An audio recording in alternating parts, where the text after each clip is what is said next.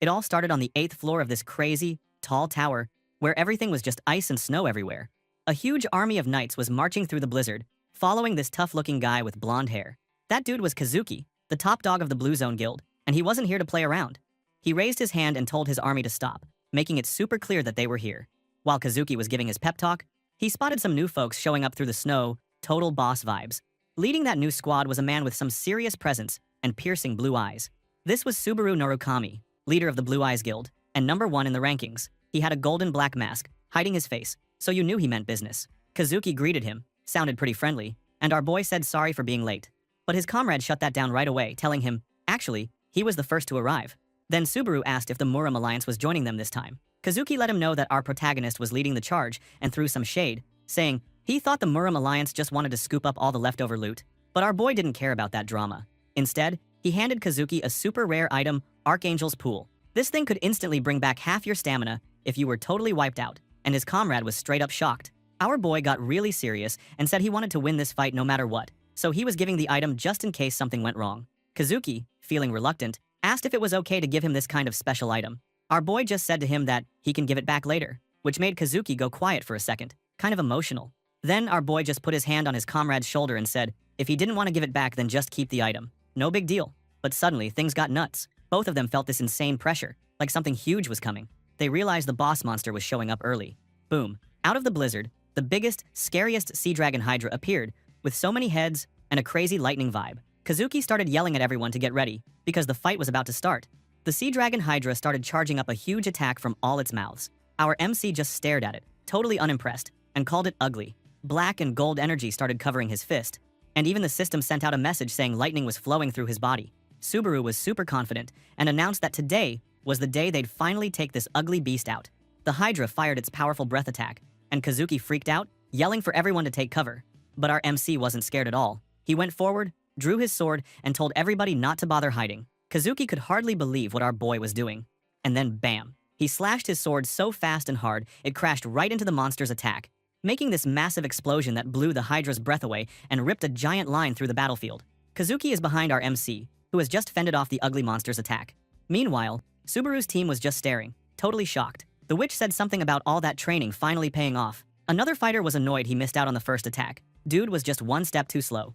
The girl on Subaru's team asked him what he had handed over to Kazuki earlier, but he only said she'd find out later. He turned back to his squad, asked if they were ready, and declared it was finally time to kill this damn dragon. Everyone got their weapons ready. Kazuki just watched from behind with a sarcastic grin, thinking how ridiculous their power of friendship was. Then, his captain told him the troops were standing by, exactly as planned. He gave them a suspicious command and said they should get moving. Then, they just watch as our MC and his team fight the monster together. He looks unpleasantly at Subaru's team mage, who stands there to back their team up. Total chaos broke out then. Everybody rushed the giant dragon, which was roaring and going absolutely wild. The ashen-haired dude told his teammate, a masked lady, not to be careless. Then she just sliced one of the monster's parts like it was nothing, calling it a walk in the park. After that, the ashen-hair guy attacked the monster with massive ice power and told the masked lady to be more careful. Then, a red-haired warrior with red energy ran in, betting his friends he could deal the most damage and pierce the Hydra with a huge hit. Then, a guy with twin daggers took the bet instantly, saying the loser had to buy dinner. He jumped in with his crazy violet slash, moving so fast, and chopped off one of the dragon's heads. He even warned Chino, shouting at her to watch out for the falling head. Chino didn't even stress she was ready, telling him to keep attacking. She whipped up a giant pink magic shield, saying defense was her specialty. Kazuki suddenly appeared behind Chino. He whispered her name, all cold, and asked if she could block this attack too. She looked completely shocked. Before she could do anything, Kazuki stabbed his sword straight through her back, poking out her chest. He just sounded bored, saying their problem was being too confident. Subaru saw the whole thing and freaked out, calling Chino's name, looking like he couldn't believe what he was seeing. Poor Chino just dropped to the ground, dead, with blood everywhere. Kazuki stood there, covered in her blood and smiling like a maniac, then turned to our MC and told him to focus on the monster instead of him. Our poor boy Subaru was just frozen, totally confused as to why Kazuki had just betrayed them like that. But he doesn't realize that the monster is very close and ready to eat him like a snack. At the exact moment the dragon was about to crush our boy, his mind did a total rewind. He remembered those weird system messages that showed up for everyone, that big announcement from the tower, picking them for some insane climb, basically telling them to get ready because it was all about to start soon.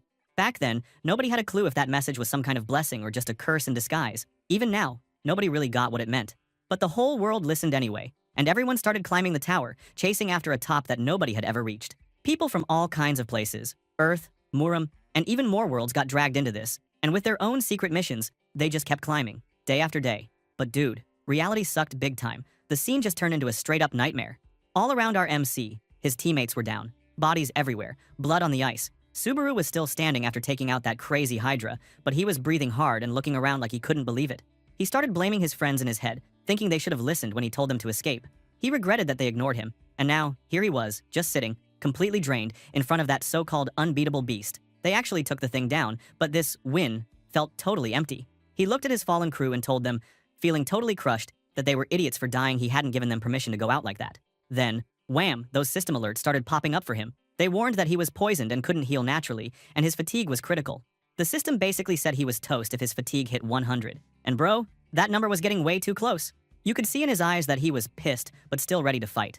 Right then, Kazuki came strolling over, cold as ice, calling Subaru the Light Lightning Lord, like that was some kind of twisted compliment. Our protagonist shot him a look and demanded to know why this bastard stabbed them in the back. So, Kazuki walked up, acting all dramatic. He said he'd been coming for this day for 10 whole years, and that Subaru should understand better than anyone. He got up close, with this evil little smile, and said this was the only way he had a shot at beating our boy. He admitted that he used our protagonist team to distract him because otherwise they'd just get in his way. Then this bastard just lost it a bit, yelling about how our boy had always given him too much, and now he was totally over it. The dude picked the world instead of his friend, and didn't even try to hide it. He talked to our dying MC with a sarcastic laugh, telling, if that's a real shame, it had to end like this. Kazuki pulled out that Archangel's Pool, the rare item Subaru had given him earlier, and this bastard, with his evil grin, was telling him that he would keep it from now on, since when our boy dies, the Blue Eyes Guild would be gone for good. Harsh. As he started to leave, this bastard told our dying MC not to be sad because at least he'd go down as a legend in the history books, an extremely ironic taunt. Then, our hero just stared at him, with a bloody face, and gave a savage, sarcastic smile. He pointed out that Kazuki only ever heard what he wanted to, right up to the last second. And even though Subaru knew he was probably done for, there was no way he'd just lie down and die. Nope, our boy decided to go out fighting. He fired up his last skills, and Kazuki just freaked out, yelling that it was impossible. Our dying MC got to his feet, still bleeding, and gripped the legendary A-less fan, the one that spits out insane wind. He powered it up, telling Kazuki nothing about his plan, and you could see those determined eyes. The fan had 4 charges left, and he planned to use every single one. He thought of the 4 survivors from his team still hanging back, and with a giant blast of wind, he shoved them way off the battlefield, screaming that they needed to save themselves. Kazuki finally realized what was up and shouted at his soldiers to chase them down, like, now. The Muram fighters scrambled to follow orders, but Subaru wasn't having it. He stood right in their way, made a ball of lightning in his hand, and dared them to try and get past. His system warning was going nuts, fatigue at 95. And thunder started cracking in the sky, showing that his Lightning Lord power was almost out of time. Lightning came crashing down everywhere, making the whole place an electric nightmare. Kazuki watched with shaky nerves, calling Subaru stubborn for not giving up. With his fatigue at 96, Subaru rushed forward with his weapon ready and this absolutely scary aura around him. He couldn't help but wonder what Kazuki promised these guys to make them crazy enough to fight him head-on. Now our dying protagonist stood in front of a whole crowd of enemies, warning them that the price for attacking would be their lives. With his eyes glowing and his body busted up, he told everyone that nobody was allowed off the battlefield unless he said so. The enemy troops were provoked. It was fight or die. So, they charged at him. They think that he's outnumbered, so it'll be easy to kill him. Subaru fought back like a total legend, spinning his spear and blocking their swords, thinking that normally, these guys wouldn't be such a threat. But he knew if Kazuki jumped in, things could get really bad. He felt a little better now that his friends had gotten far away, but he was pushing the limit as his fatigue hit 97. He blocked another attack, feeling the pain get worse, but kept swinging anyway as his fatigue spiked up to 98. Then one of the soldiers finally landed a heavy hit, making him stumble. That gave the rest of them the opening they needed, and suddenly everybody was swinging at him from all sides. Blood went flying, soldiers screamed, and our MC was right in the middle of the chaos. Man, things just went from bad to insane.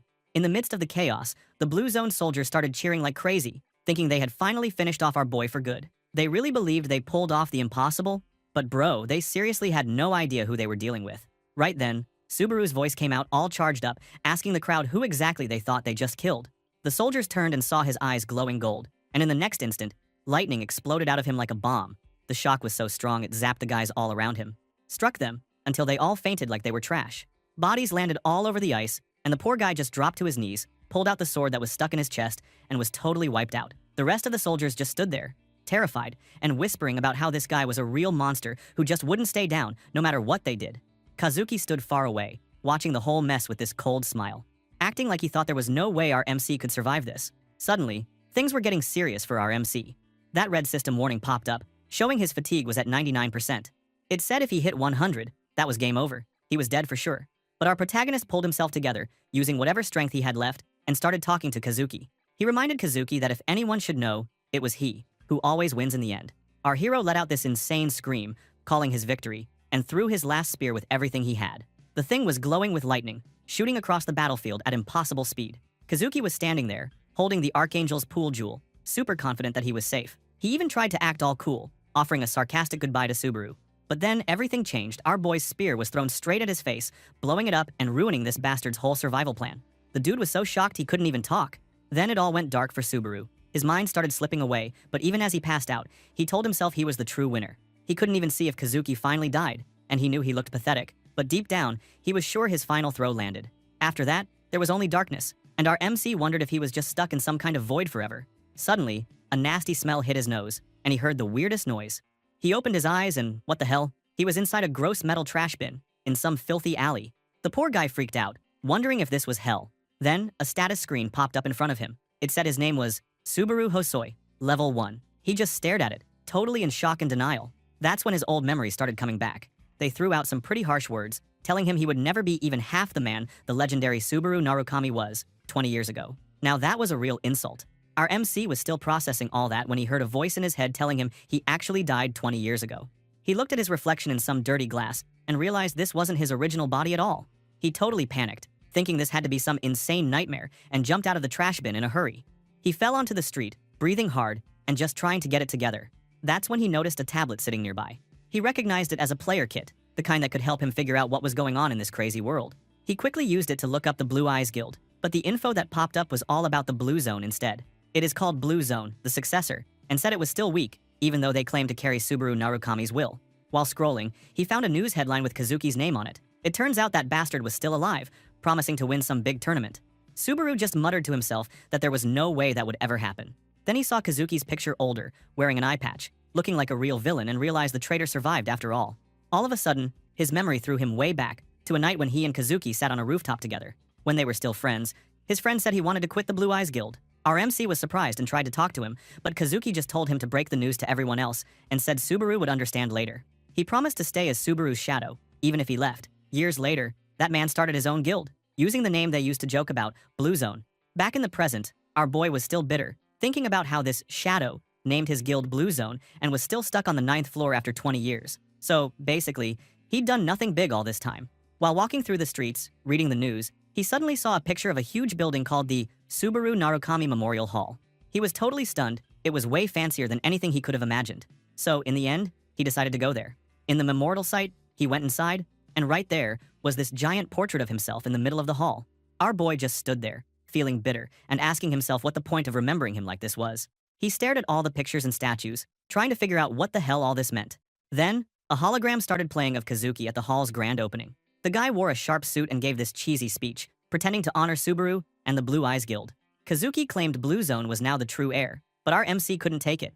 He trembled with anger, and just wanted Kazuki to shut up. At that moment, our hero realized how much he hated Kazuki, not just for killing him, but for using his name and his memory. The video kept playing, with Kazuki saying Subaru would never come back, but that he'd never forget him. Subaru walked right up to Kazuki's hologram, eyes burning, and promised himself he'd rewrite that fake story from scratch.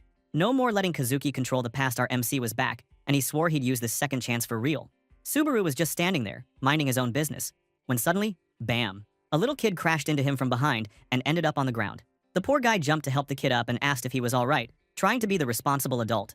But then the kid looked up, and Subaru's heart nearly stopped, because right there on the kid's face was his own old mask, the legendary mask everyone knew him for. Before our MC could even process that, the kid's parents rushed over, all worried about their son, Minato. Subaru tried to calm them down, telling them it was just a small accident, nothing serious. But then he really looked around, and things got weird. Not just the family, but the whole crowd was wearing that same mask. Some people were holding it like it was some holy thing, while others wore it straight up. Our boy just stood there, totally shocked, wiping his face, and wondering what the hell kind of ritual was going on. All this mask madness made our hero remember what that snake Kazuki once said to him, all sarcastic, how even if Subaru died, he'd still be some kind of immortal hero in history. And now, here it was, right in his face. Subaru finally got it. The whole thing was a giant, fake show. That traitor had twisted the story, turning his own betrayal into some legendary tale, stealing Subaru's glory and using it for himself. Then Subaru's eyes landed on this massive picture of himself with the famous mask, surrounded by candles and flowers, as if it were his own funeral. He realized that all these fancy ceremonies were just Kazuki's way of rewriting history to make himself look like the real hero. While our boy was busy, staring at all the flowers piled up in front of the photo, he noticed something that caught his eye, a little flash of blue energy glowing between the bouquets. He shoved his way through the crowd, ignoring all the angry shouts and complaints around him, not caring what anyone thought. When he finally reached the front, he knelt down and picked up a very special flower-shaped ice that gave off a faint, magical glow. Our boy whispered to himself in shock, because he knew right away that it belonged to Shigure Asagiri, an old friend. Somewhere above, on a rooftop looking over the whole scene, two people were watching everything. One of them, Shigure, said he was relieved that nothing bad happened this year. His companion, who sounded pretty sassy, told him they were way too reckless, and if they'd been late, they would have run into Blue Zone Guild members. She complained about why they had to risk their necks every year just to leave some flowers, but he said it was important, especially if something ever went wrong. He looked down at the crowd, saying all he wanted was for Subaru to notice the ice flower someday. The other person doubted it, asking if he really thought our MC was still alive. The guy said he couldn't believe our boy was dead until he saw a body with his own eyes. But the companion got harsh, saying Kazuki could find their hideout faster than for they to find our MC, and besides, our boy would never have left his friends waiting and hiding for 20 years if he was really alive. Back on the street, Subaru rushed out of the building, holding that ice flower and breathing hard. He was sure now Shigure was alive. Later, in his tiny, crappy room, our protagonist flopped onto his bed and started messing with his tablet, disappointed at how poor the original Subaru Hosoi was. He searched for any trace of the Blue Eyes Guild, but nothing came up. Still, because he found an ice-shaped flower, he knew one of his old friends had survived. Our MC figured out right away that the guy must be hiding, forced to stay underground for 2 whole decades. He also guessed it was all Kazuki's fault, since that snake would never let any witnesses to the truth keep breathing. Our MC wondered whether Shigure was the only survivor from that old battle, or whether all 4 of his friends had been saved somehow. But he knew one thing: if the traitor was still in charge, trying to reach out to his old allies right now would just get him killed. He looked out the window, admitting he was weak and powerless for now. There was no point jumping into a fight he couldn't win.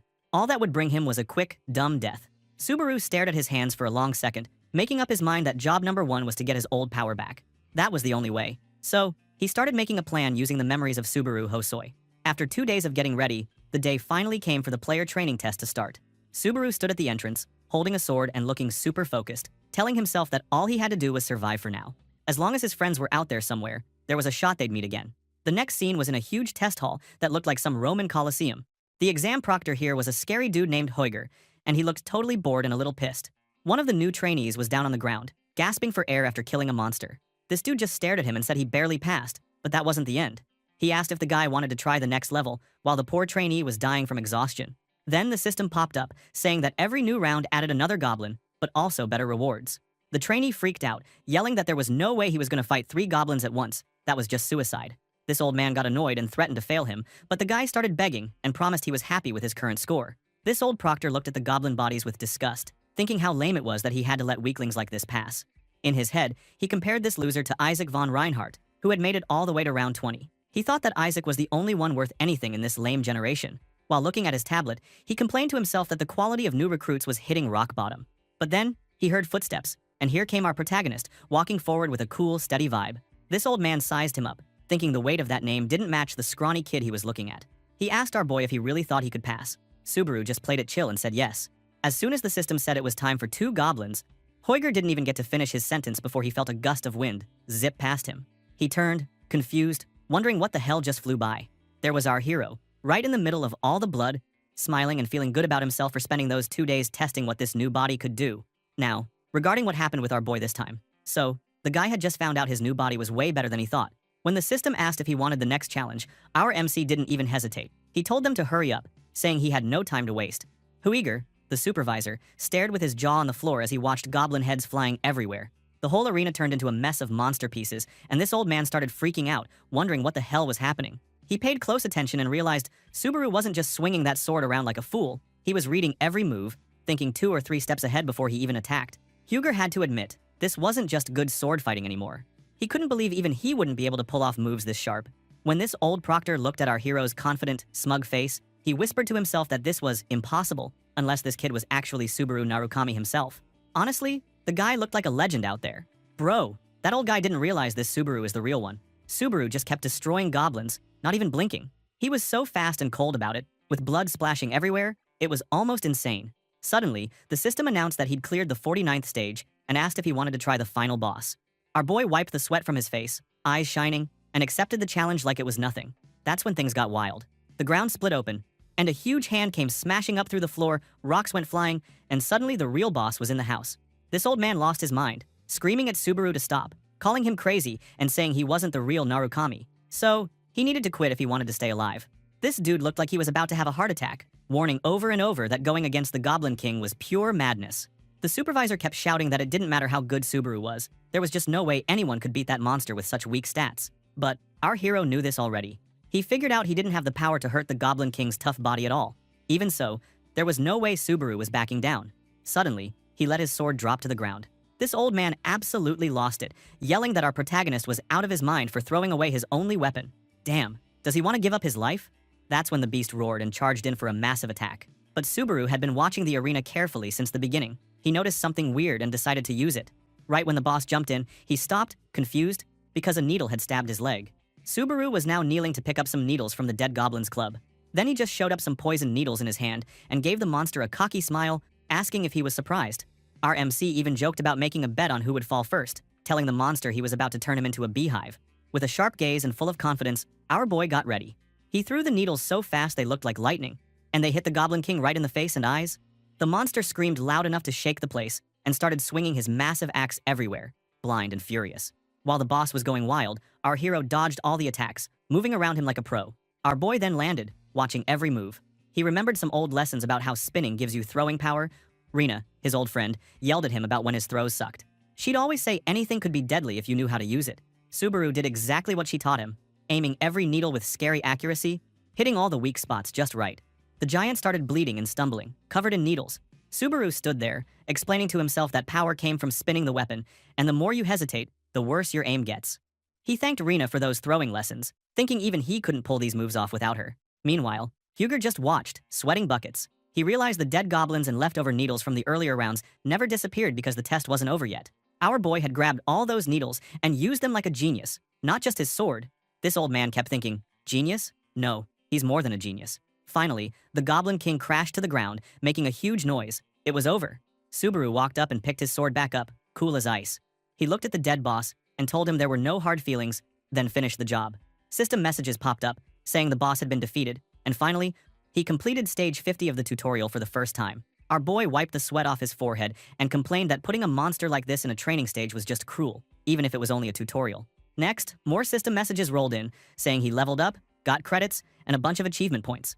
The best part, the tutorial shop opened up, and this place could only be used right now. Subaru almost fell over when he saw he had 2,425 achievement points.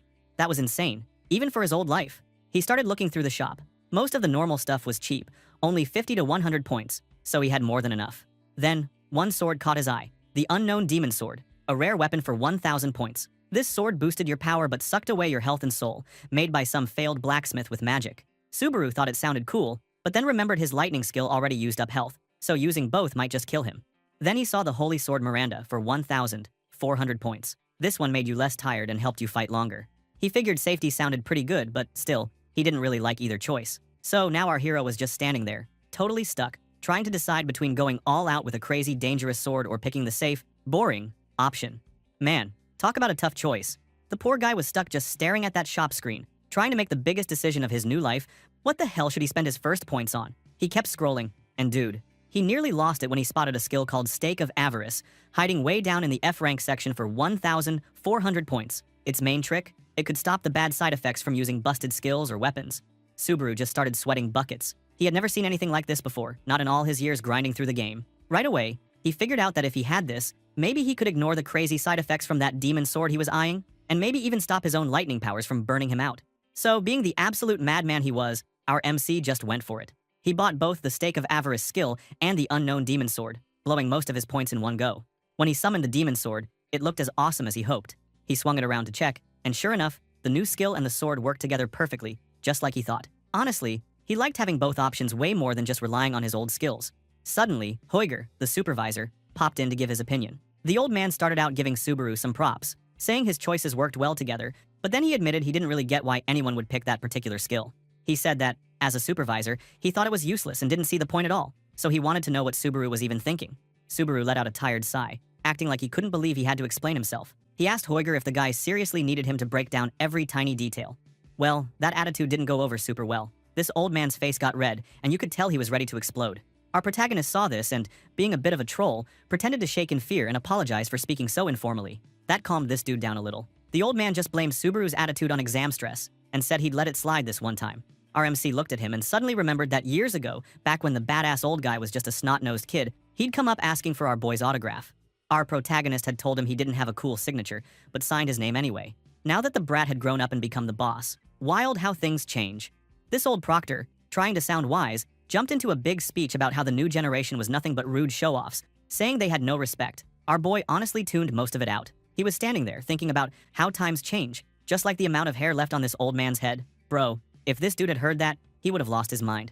Hoiger started ranting and tried to corner Subaru with more questions. Our MC just walked away, using the old excuse of exam secrets to dodge answering. This old man, flustered, shouted that our boy was probably just parroting stuff from the internet. He even threatened to teach Subaru some manners himself. Trying to act smooth, the old man suddenly switched gears and offered him a spot in the chivalry guild. But our protagonist just laughed it off, waved his hand, and shut that idea down immediately. This dude couldn't believe he got rejected on the spot. Before he could say anything else, a system window popped up, asking our MC if he wanted to move on to the second floor. This badass old guy scrambled after him, yelling for him to wait, but our boy just ignored the guy and dipped out, leaving this dude alone, and seriously disappointed with what the world was coming to. Meanwhile, our MC made it to the second floor, stepping out onto the busy streets of the City of Beginnings. It was packed with people and merchants yelling about all sorts of weird stuff: deep-sea rags from Runeterra, special dried meats, Murum silk, earth leather jackets. Our boy wandered through the crowds, soaking it all in. Honestly, it felt wild to be back here. He knew deep inside that he got something super rare, a real second chance at life. He remembered his old friends sitting around a fire and swore to himself he was going to make things right this time, especially after what happened to them before. Then, our boy made his way over to the training building and asked for a private room to try out his new gear and powers. The old worker at the desk barely looked up, sounding totally bored, and asked what floor Subaru came from. Our protagonist just told him he climbed up.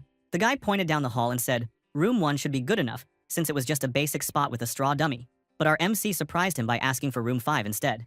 The employee looked at him like he'd just grown another head. He tried to warn our boy that it was a waste of money, and that he should stick to room 1, but our MC thanked him, and insisted on booking the hardest room for half an hour. He paid the 50 credits and took off down the hallway, while the employee shouted after him that there'd be no refunds if he quit early, calling Subaru just another wannabe hero. The higher the room number, the higher the difficulty. From training dummies, a spear trap, or even giant boulders. Sounds crazy, right? But Subaru didn't care. He shut the iron door behind him and got ready in the darkness. He drew the unknown demon sword, and right away, the thing glowed with this evil red light as the system figured out who was using it. Suddenly, a wave of red energy exploded out, and our hero felt his health and magic start draining like crazy, but his strength was going up fast. The stake of avarice skill kicked in, trying to help and giving him a tiny bit of health back, but honestly, it wasn't enough. The sword was still eating away at his life, and the pain kept getting worse, but his power kept doubling the more health he lost. Our boy gritted his teeth and realized he'd found his current limit. It sucked, but it was what he expected. So, like a maniac, he dropped 10,000 credits on the spot to level up the stake of avarice to level 2. The system told him that the next upgrade would cost 20,000 credits, which was pretty wild. But now the skill was actually doing some work, still not perfect, but way better than before. The sword kept eating his health, but the power boost was nuts. Feeling pumped, Subaru jumped high with his glowing red sword, yelling that it was finally time to see just how much destruction he could dish out. Our boy was absolutely ready to go wild. So, outside the training rooms, the old employee was fighting to stay awake at his boring desk job. Suddenly, the door to room 5 flew open, and our boy walked out as if nothing had happened. The poor employee just started shaking right there, trying to figure out if he was still dreaming, because there was no way a newbie should walk out of that room looking so chill. He stared at the door, totally confused, since Subaru had only been inside for about 10 minutes. He called out, calling our hero Dream Boy to check if his eyes were playing tricks on him. The guy slowly pushed the door open, and bro, he nearly fainted at what he saw. The whole room was wrecked. The walls looked like they'd been through an earthquake, and even all the traps and training equipment were destroyed like a piece of cake. The employee just stood there with his mouth wide open, wondering what kind of monster had just been in there. Meanwhile, our hero woke up in his hotel room, stretching as he'd just run a marathon. He wondered how long he'd slept, since his body still felt stiff all over. Thinking about his wild experiment with that demon sword, he realized that if it had been a normal sword, he'd probably be a dead man. Luckily, the pain had dropped a lot, and he managed to actually use the sword's power without dying. He checked his stats window, saw he'd reached level 10, and noticed his numbers were still pretty weak. Normally, a guy with his stats wouldn't even be able to lift that sword, let alone use it in battle. Subaru thought back to his training session, and how well his new Wedge of Greed skill worked with the sword. He felt pretty smart, honestly. He grinned and figured that if he added his old lightning powers to this mix, he could make something really sick. But then reality smacked him in the face. He looked at his balance and saw he had, like, 50 credits left. Upgrading his skill again was going to cost 20,000. Our poor guy just slumped in his chair, wondering if this Subaru had always been broke. He sighed and figured that, hey, dying and coming back probably explained being broke, but it still sucked. Suddenly, a loud voice cut through the lobby, snapping our MC out of his misery. A girly guy wearing cat ears was filming himself, doing a live stream for all to see. The guy was super hyped about his adventure on the second floor and kept talking about his newbie memories. Our boy watched as someone donated 1,000 credits to the streamer, right on camera. The streamer freaked out, accidentally spilled coffee all over himself, but then acted crazy nice for the camera and made sure to thank the guy who sent him money. Subaru just stared, thinking this dude must be nuts. He grabbed his tablet and started reading up on this whole live streaming thing, finding out that tons of players were doing it to make quick money. Apparently, 1 out of every 3 players was trying to earn points by streaming themselves playing or just hanging out. While he was lost in thought, our protagonist suddenly heard someone calling his name. He looked up and saw this seriously fancy guy in expensive clothes walking over, acting all friendly. The guy, Isaac, asked if our MC had climbed up to the second floor as well and said it was a weird coincidence meeting here. This rascal wanted to know where our boy was living now. Right away, our boy felt something weird in his body. Not anger, not annoyance, just this intense, electric feeling. It hit him that the old Subaru Hosoi and Isaac did not get along at all. This brat started talking down to him, telling him not to ignore people when they spoke, and acting like our hero was just invisible. Subaru stared back and realized the feeling wasn't just awkwardness, it was way deeper than that. All these old memories started coming to him. Suddenly he remembered everything. The old Subaru had stood there, shaking in front of this bastard, while this guy scolded him hard. This brat was telling him not to give him that blank face and stop acting so calm. The flashback kept going. Isaac called Subaru's name annoying, said he was too dumb for basic instructions, and accused him of pretending to be a cool orphan when he was just useless. Our MC remembered the old him, crying and trying to explain that the credit he gave this rascal wasn't enough. But Isaac didn't care. He just hit him so hard he fell to the ground, then told old Subaru not to answer back and called him trash. This bastard even told him he would live in a dump from now on, and if he ever left it, things would get ugly. Thinking about it now, Subaru wondered what kind of idiot just takes that kind of treatment and stays silent. Now he understood why the old body owner hid in a trash bin. Honestly, brutal. Back to the present, this rascal was still running his mouth, bragging that he'd cleared 20 stages and beat his own dad's record. Then this brat just demanded a drink, acting like our boy was his personal servant. Our MC just kept it cool, told this stupid guy he was leaving, and ignored all the bragging. That clearly ticked Isaac off. He barked at our hero, ordering him to get some cheap coffee on his way back. Our boy just sighed, looking so bored that this moron started getting angry. Dude could tell something was different, and he didn't like it.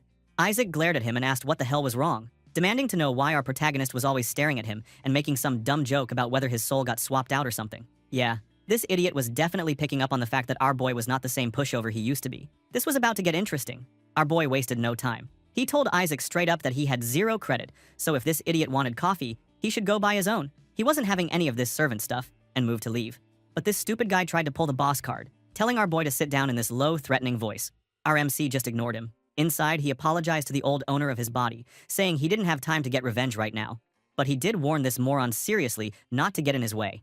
This stupid guy didn't like that one bit. He grabbed Subaru's arm, squeezing it hard, and started running his mouth about what happens to runaway trash. Our MC just looked him in the eye and told Isaac he should let go if he didn't want trouble. But this bastard squeezed even harder, warning our protagonist not to get cocky, and even called him Subaru in a way that made it sound like an insult. Subaru thought for a second, if he caused a scene here, with all these people watching, it would just backfire on him. Suddenly, this rascal laughed loudly and fakedly, saying he was only joking and he just wanted to scare our MC like the old days. He let go of our boy's arm and called him a coward and a nobody, then started guessing that our protagonist barely passed the tutorial. Our hero just stared back, feeling his body get tense with old fear. This idiot got up close and sneered, asking if our boy was really going to fight him, bragging about his powerful dad, and saying he could make our MC disappear with no problem. This stupid guy walked away, still laughing, and told our hero to be careful, calling him friend like it was some kind of joke. Our hero just stood there, boiling with anger, repeating that friend line to himself with pure sarcasm. Bro, that was cold. Well, let me explain how things worked in this tower world. There were 2 main ways to get stronger here. The first way was to train in the tower's virtual trials. This was the safe route. If you messed up, you only lost a bit of progress and some credit, but you never actually died.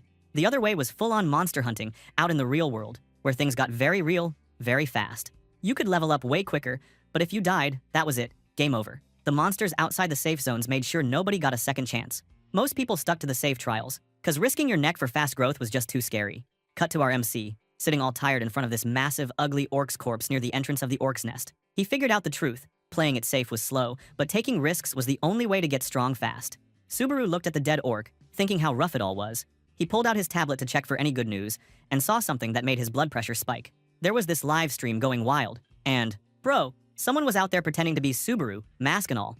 The fake Subaru had over 80,000 followers and was yelling at the screen, saying he was about to take on the third floor for the fans. Our MC felt sick watching all these fakes, making a ton of money off his name and his mask. Suddenly, an anonymous named Narukami Subaru is an idiot gave this trash streamer a mission with a crazy reward of 20,000 credits. The copycat jumped on it, thanking everybody as if he just won the lottery. Then came more stupid missions, given by another anonymous users such as Badly Enthusiast and Empty Wallet. All of them paid huge, and the fake Subaru just kept raking in the cash while acting like a clown. Our poor guy looked at his own balance, still stuck at 50 lousy credits, while that faker was making a fortune goofing around. Our protagonist shook his head, totally bitter, but he knew he didn't have a choice. If he wanted to get stronger, he had to keep fighting. He grabbed his bloody sword and got ready for round 2. A bunch of angry orcs showed up, and right behind them was the boss, the orc general, with a crazy, scary aura. Our boy stood his ground, making fun of the orcs for thinking he was out of poison tricks this time. He told them he had something even better now. He fired up his stake of avarice skill, letting it suck up his health so he could hit even harder, and he started smiling like a total maniac, saying he was way too busy for this.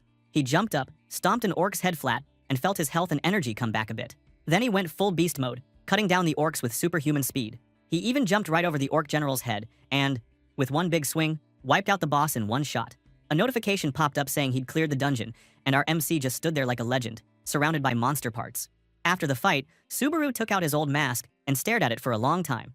He realized he had no choice now. He had to put it back on. He put the mask on in front of the mirror and decided if he was going to do this streaming thing, he would do it his own way. No faking. He said to himself that he was the real deal, the original. So, our hero started his own live stream with the title Narukami Subaru. The second he went live, everything at Suiton Entertainment Company went nuts. One woman was watching and got so mad she started cursing at her screen, but then she screamed in total shock. Her coworker ran over, asking what was up, while she pointed at the screen. Still freaking out, she couldn't believe someone had actually finished a mission that almost nobody could beat. Only 5 people in the whole world had done it before. Her coworker tried to calm her down, reminding her to watch the bad language or she'd get hit with a fine, and wanted to know who this player was. She said the name was Subekichi, which just confused her coworker even more. Meanwhile, in the media company's office, an employee called Hatsuka was grumbling about all the copycats trying to steal Subaru Narukami's style. Her coworker wondered if the streaming business was already dead. The lady told him that this business was still their bread and butter, but even players risking their lives in the tower had gotten boring to watch. The guy asked her why she quit climbing the tower to work here. She just shrugged and said she got bored. She got a bit worked up and yelled back that he quit too, and that if she had more free time, she'd be out there finding real talent instead of dealing with all these fakes. The coworker admitted that he stopped because he just wasn't good enough. But her coworker knew something. The only reason he even tried tower climbing was to meet Subaru Narukami, so of course, she lost interest after her idol disappeared. Back at the office, there was a lot of yelling. This woman suddenly screamed and pointed at her screen as she'd just seen a ghost. Her coworker came running, asking if she'd found another weird streamer. She showed him a live stream of someone wearing Subaru's outfit, and the dude just called it terrible. He started shouting, saying it was insulting to watch some zero-view stream from the boring second floor, and if she was a real talent scout, she'd never bother with this garbage. But the workwoman just stared at the screen, saying that anytime she saw someone with that old mask, she couldn't help but feel a little hope. Then, out of nowhere, she pointed out to his coworker and said he owes 1,000 credits to her. Her coworker pretty much lost it, dropping to his knees and begging her to forgive him, for what nobody knew, but it was dramatic. Meanwhile, our hero was exploring the starter dungeon on the second floor. He said it wasn't that tough, but it was definitely tense, like something was watching him even though the place looked empty. He saw a few comments pop up from viewers. Someone wanted to know about the floor, so our MC replied that it was his first challenge here. Then, this viewer called Love Money popped in to warn him that streaming here was risky for beginners, since newbies usually didn't know the right paths. Our boy kept walking carefully, reading the advice, when suddenly, a one-eyed bat came out of nowhere and tried to jump at him, but our boy didn't even flinch. He smacked the thing down with one hit, got a notification for beating the monster, and then turned back to his chat, telling everyone that he doesn't care about what they said. Cold as ice, bro. He kept moving through the dark dungeon, while more comments started flying in. One viewer called White said our boy's reaction time was awesome, but Love Money still told him not to get greedy and to find a team. Our hero thanked them for the tip, but politely turned it down, saying that teaming up just wasn't an option for him.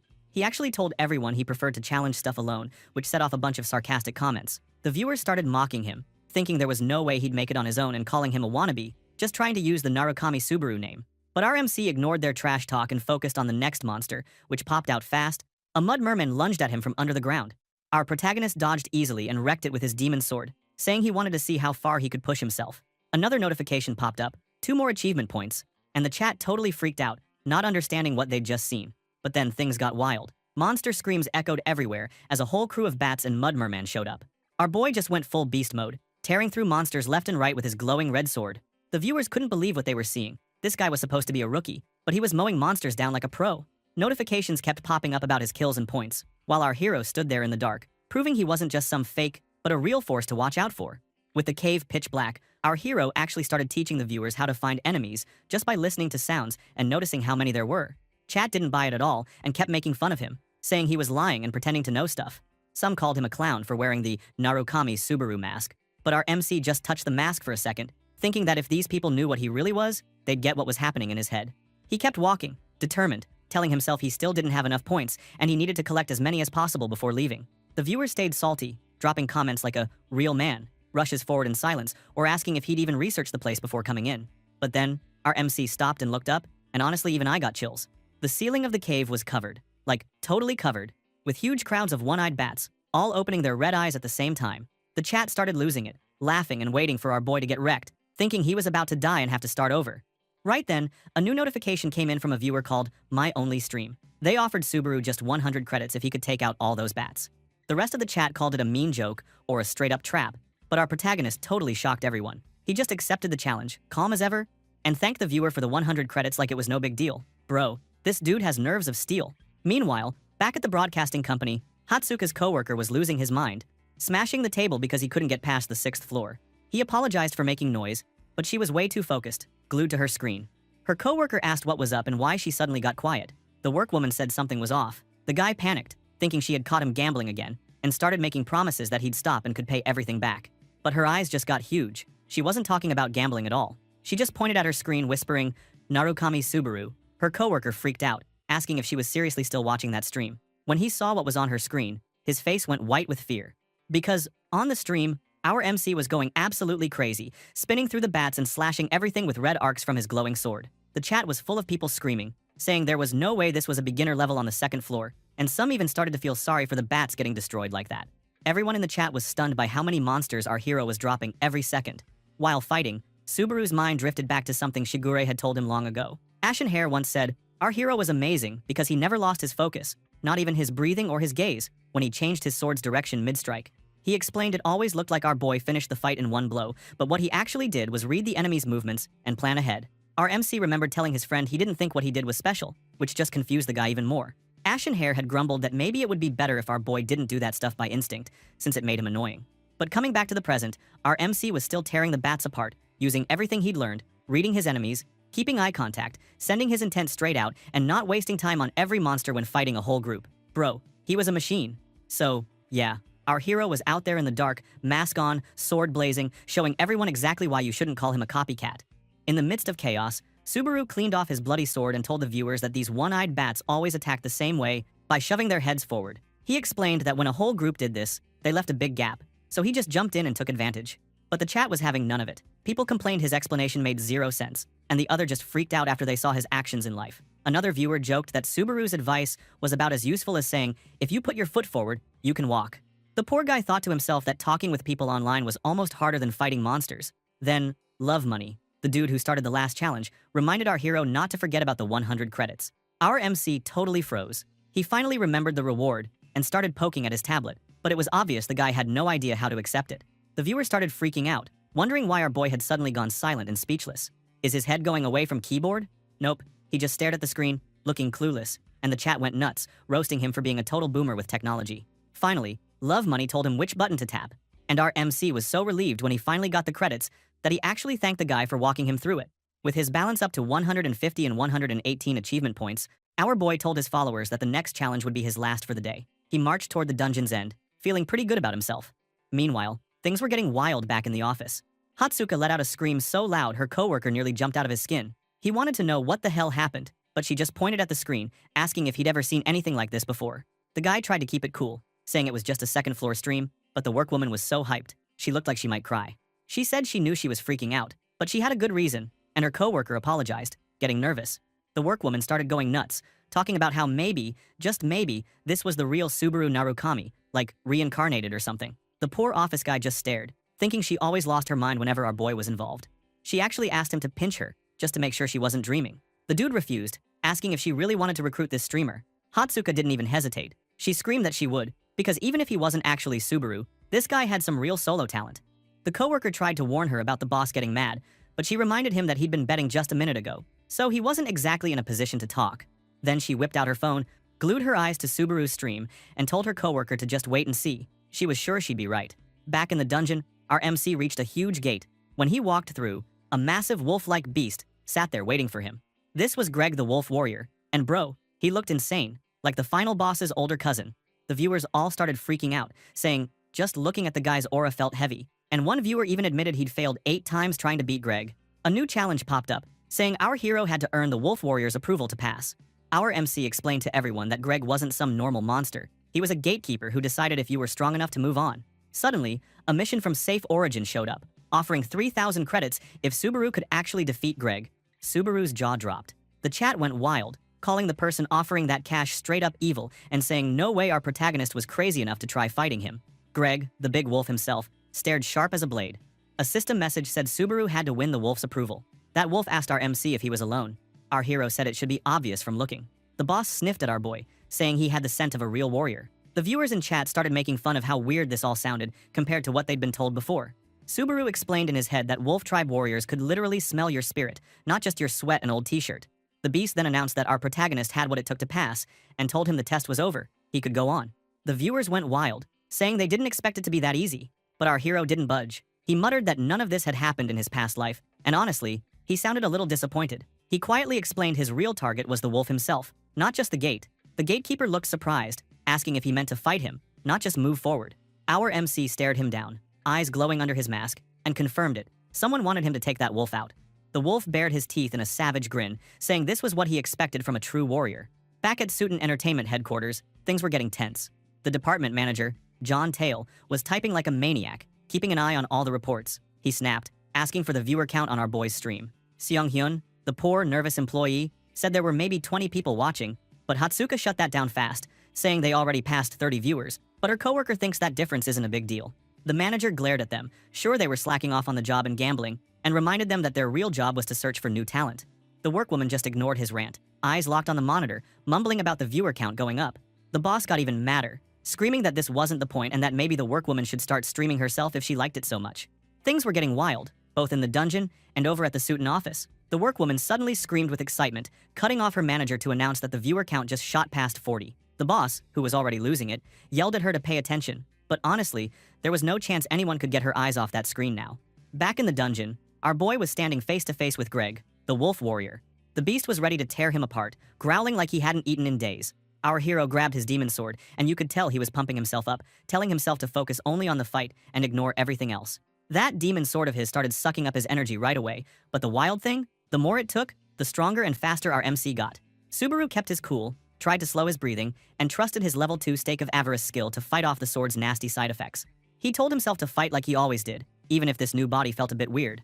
The wolf didn't wait. He launched himself at Subaru, claws swinging so hard they tore the ground up. Weapons clashed, sparks shot everywhere, and bro, it sounded brutal.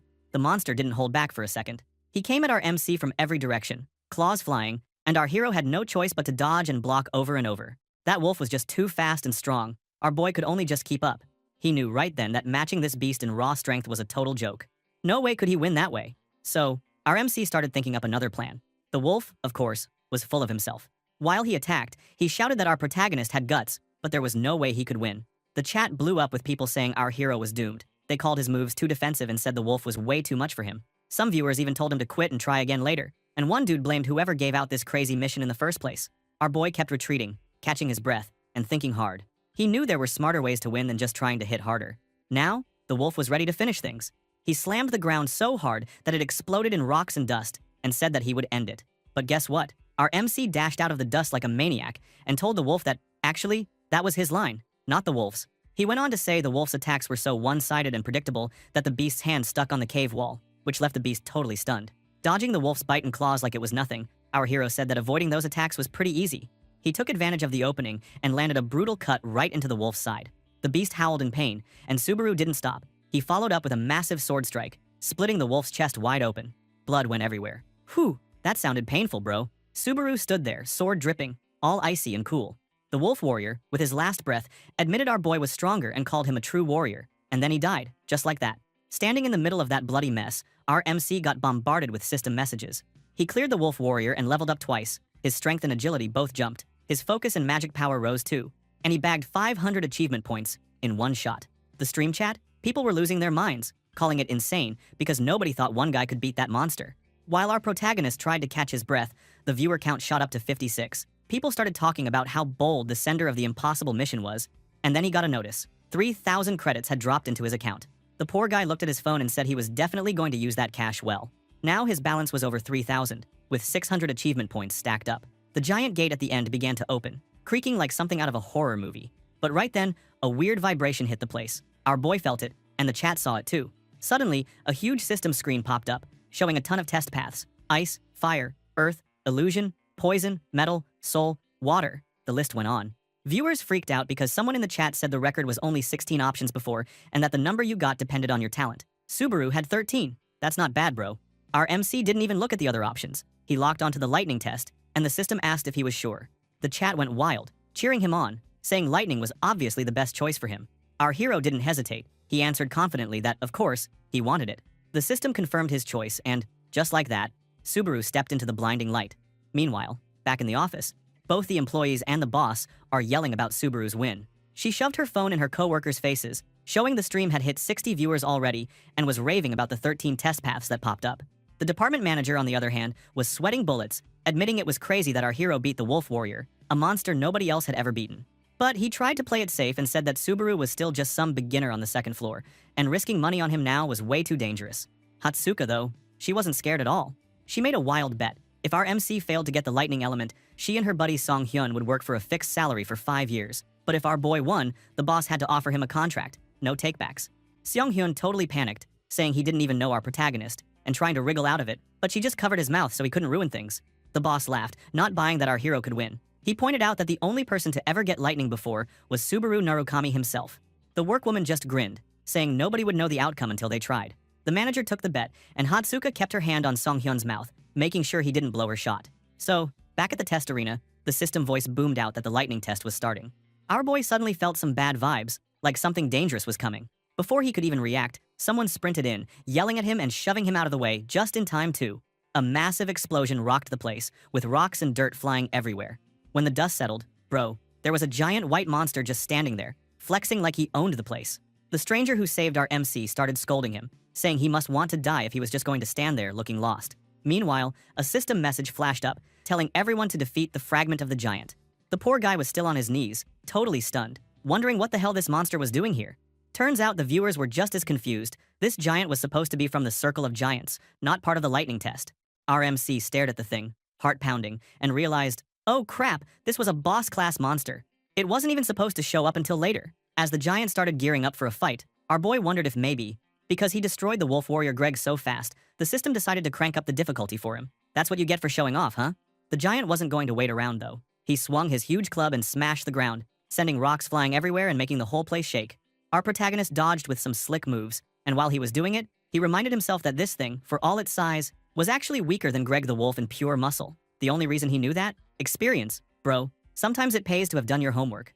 But the stranger wasn't done yelling, telling Subaru not to waste the rescue and to get lost before he got himself wrecked. Our boy just ignored that and decided he needed to wrap this up quickly before anyone else tried to help. He pulled out his demon sword and activated its power. Yeah, the one that eats away at his health in exchange for more strength. To keep from totally wrecking himself, our MC also turned on that level 2 Stake of Avarice skill, which helped fight off the worst effects. The giant tried to stomp him flat, but our hero dodged again and then did something wild. Instead of running away, he sprinted right up the giant's arm, lightning fast.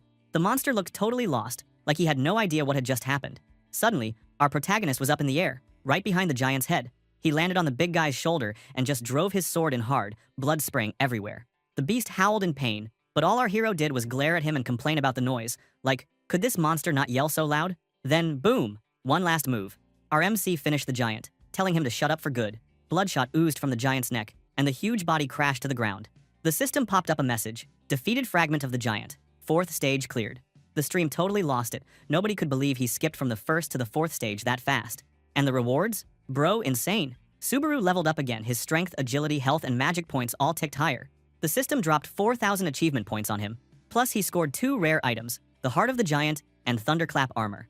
The comments section exploded. People kept saying it was nuts to get such rewards and clear 4 stages in one shot, just for killing the wolf earlier. Right then, the guy who had been saved by our hero, everyone on stream called them Falcon, came running back, totally out of breath and wide-eyed. He asked what the hell our boy even was. Still in shock, our MC just sheathed his sword, all cool, and told this poor guy they could figure it out just by looking. Our hero hit a pose and said he was the guy who came to beat the giant. The stream, of course, clowned on him for being so mysterious. But things didn't slow down. The scene shifted to a chill village, where our hero took a break at an inn, flopping onto the bed. The chat immediately started demanding he show off the loot he got. Our MC flashed a grin and said he was just as curious, so he opened up his bag. First up was the Heart of the Giant, a rare ring that boosted his health by 2 points and helped with recovery. Our protagonist said he liked the sound of that. Next was the Thunderclap armor. This thing gave him 5 extra defense, was full of lightning power, and had an active skill that could block bad effects once a day. Subaru put it on, and bro, he looked seriously epic. Suddenly, new missions started flooding in. Someone named Love Narukami Subaru offered 5,000 credits if our hero could show off the lightning skill. And then more, I Am Bald, Mission Villain, Safe Origin, all dropped crazy offers, promising thousands just to see him use lightning. Our MC thanked everyone, saying he'd definitely show them what real lightning looked like. But deep down, our boy was wondering why everyone was so hyped about this lightning move. He started to get a weird feeling that the original Subaru Narukami must have been even more legendary than he thought. Then there was a knock at the door. Our boy told them to come in, while the chat pointed out that someone was probably eavesdropping. The door opened, and in came Falcon, panting, as usual, along with a knight in shiny armor. This poor guy politely introduced the knight as Lord Pellis, the commander of the village knights, and apologized for the delay. He explained how the giants had been attacking a lot lately, so the knights were on high alert every day and night. While the commander spoke seriously with his assistant about keeping the villagers safe, this poor guy said it was super weird to meet a stranger like our hero in these crazy times. Lord Pellis himself thanked our MC, saying he'd heard about him helping the village out when the commander was away. Our boy finally got his flowers. It's about damn time, honestly. Then our hero told Pellis he had just done what anyone would do, even though, inside, he was looking at the commander with respect. He remembered the captain as the wall that always protected this village. The leader got serious, and let everyone know that his team had finally found the giant leader's hideout. He said they were ready to risk everything to corner this monster. Then, dude, the knight actually bowed down in front of our MC, swallowing all his pride just to beg for help to save the village. Subaru watched in silence while his live stream chat went wild, dropping all kinds of mysterious warnings. Some viewers were calling Pellis by name, others shouting for people to stop spoiling what was about to happen. Our boy remembered the way the story used to go, and it hit him. The commander was supposed to die in the next part. That truth stung a little. But he told the knight to look up, with pity and determination in his eyes, and said he'd work with him. You could see relief and hope wash over the leader's face instantly. The guy was actually smiling now. Suddenly, the system popped up, alerting everyone that the 5th stage had started. It was called Survival. Nice name, but honestly, things were about to get anything but nice. The squad set off towards these rough mountains, and our protagonist was scrolling through his tablet, trying to keep up with the chat. There were way more viewers now, and the comments were blasting by so fast he could barely read them. Bro realized that talking to the chat and fighting for your life at the same time was not easy. Then, Pellis suddenly held up his hand and told everyone to stop. He pointed off in the distance, warning the group in a low voice. The enemy was right there. The giant boss was sleeping, lying on the ground, looking like a monster out of a nightmare, with tattoos everywhere and a beard big enough to hide a small child. After that, the knight came up with a plan. He said he'd draw the boss's attention, and our boy should attack from behind to catch him off guard.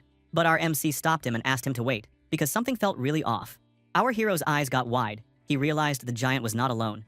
And then, bam, the ground shook. Other giants popped out of nowhere. Total ambush. There was now a whole army of giants with creepy pale faces, grinning like they just won the lottery. They surrounded the knights, tight as a trap. The commander froze in shock, and suddenly, one giant grabbed a knight and crushed the poor guy right in his hand. Screams everywhere, blood flying, and that giant just stood there, loving the chaos. Another giant stared coldly at another knight, smiling widely, giving extreme trauma. That was nightmare fuel, bro. Panic spread like wildfire. One knight tried to order a retreat, but nobody was listening, and the whole group started running in every direction. The giants just went berserk. It was a massacre, and our MC was right in the middle of it. One knight got caught, and his brother started screaming in horror, begging the giant to stop. His friends tried to hold him back, but he ran forward anyway, desperate to save his big bro. It was hopeless. The older brother got crushed, and the battlefield turned into straight-up hell. Through the chaos, Pelus started yelling at the soldiers, ordering them to retreat right now. He told them this was not up for debate, and pushed them to remember their families and the village that needed them. He promised it wasn't the end. They'd regroup and fight again. The soldiers finally listened, and ran for their lives into the forest. The knight shouted at his assistant, Falcon, telling him to lead the survivors and make sure everyone got away safely. Then the commander turned to our hero and told him to run too, begging him to stay alive so they could rebuild and fight another day. But our boy just drew his sword, which started glowing red, and told the guy that this line was actually his. Our protagonist started walking straight toward the giants, totally calm, going the opposite way of everyone else. The leader just stared, thinking, what the hell is this guy doing? Our boy stopped and told the knight he couldn't fight properly with him around. He gave the commander a choice, leave now or stay and die together. The guy freaked out at first, saying he couldn't just run away and leave some stranger behind, but our protagonist shut him down, telling him not to make him repeat himself. Finally, the leader gave in, voice shaking, promising he'd go gather the rest of the men and begging our hero to hold on until they got back. He shouted that he owed Subaru his life and hoped he'd stay safe. Now, it was just our MC, alone against all the giants. They came at him with their giant creepy faces and massive bodies, but our hero charged right in, sword ready. He told them, in the chillest voice ever, that he was their opponent now. Then he started moving like a bolt of lightning, zooming around their feet and landing perfect hits. 2 giants fell fast, and the system let him know right away that he'd scored some big points. But while he was fighting, our protagonist was thinking that even if this was just a test, being the one left behind to sacrifice himself was something he would never get used to. Meanwhile, Pilas stopped running and looked back, sweating and torn up with regret for leaving our hero alone. The sight behind him was straight out of a nightmare, giants everywhere, closing in on our boy, while the chat exploded with people freaking out that this was suicide. Viewers kept saying there were too many giants, and being a hero wasn't going to be enough this time. But our boy was thinking differently. He remembered that the knight was supposed to die here. With his new power, maybe he could save everyone and change that fate. Our MC was about to go all in. 2 giants came to our MC at the same time, but the poor guy was ready. With one smooth move, he sliced right through one of them, and the system quickly let him know that he got the points for the kill. He kept fighting, moving like a tornado between the giants, while warning, screens popped up telling him that using the cursed demon sword was draining his stamina fast. But hey, at least all his stats were going up like crazy. Not bad, right? Our boy kept cutting down giants all around him, thinking to himself that fighting them one by one wasn't actually that hard. The real problem, though, was how long he could keep using this sword before his body totally gave out. Yeah, that was pretty scary. So, he decided to mix things up. He wanted a better look at the battlefield and needed to find the boss, fast. So our guy started jumping, like really jumping, using the giants as stepping stones to launch himself up. He started slicing the giants from above, moving with insane speed and even smashing one giant's head with a kick. The chat was blowing up, freaking out about his crazy aerial fighting style, and people were saying this was classic Narukami Subaru stuff. While he was in the middle of this madness, the Wedge of Greed skill was working hard, fighting off the cursed sword's side effects. Our hero could actually feel his health and mental energy coming back. He had to admit, having good gear made a real difference in a fight like this. But there were way too many giants, and there was no end in sight. Our hero knew what he had to do now. He needed to take down the big boss before his body hit its limit. That's when the giant boss finally showed up, looking like the final boss from a horror movie, grinning like he wanted to eat someone. The monster raised his giant club, ready to smash everything, and honestly, our boy looked tiny in front of him. But our MC just ran at him, full of confidence. He knew this was it. If he didn't finish the fight in one big blow, he was toast. So, he gathered every bit of strength he had and charged, activating his shield skill, Lightning Bolt, and hoping for the best. Thunder exploded everywhere, and a massive golden lightning bolt hit the ground, lighting up the whole place. The shock stunned all the other giants, giving Subaru a perfect chance. He launched himself from the sky, straight at the boss, who was still reeling after getting zapped. The boss roared in pain and started yelling about humans, but Subaru didn't care. He stabbed his cursed sword right into the boss's head, pushing through, even though he could feel the sword sucking the life out of him. Finally, the big boss crashed to the ground, totally dead. Then the system went wild. It told Subaru he had beaten the giant seed and cleared the 5th stage, called it a fantastic achievement and everything. More messages followed, letting him know he leveled up twice and got a boost in strength, agility, vitality, and magic. The live stream chat was losing its mind, asking if anyone had ever beaten this boss before. Someone answered that no one had ever done it, and the test wasn't even meant to be cleared this way. Basically, our hero just opened a brand new path. But dude, reality was way rougher than he wanted. Subaru looked at his tired body and felt annoyed.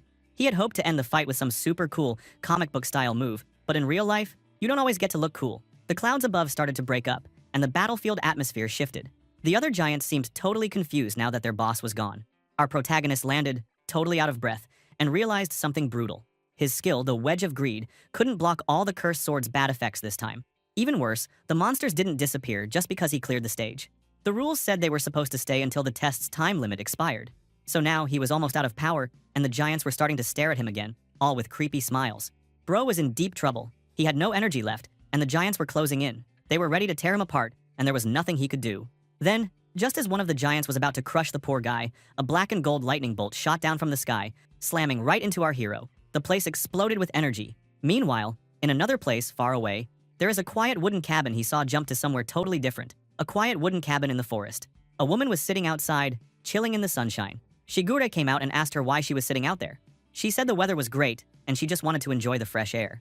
She told him that enjoying moments like this was all they could do now. Ashen Hair looked out seriously, agreeing with her, and saying that time was almost up. They only had 1 year left, max. His face turned even more serious as he said it was finally time to wrap everything up. This guy noticed the woman, Rina, was totally distracted by her phone, like she always got when things got tense. He asked what she was looking at. She showed him her screen saying, "Look at this."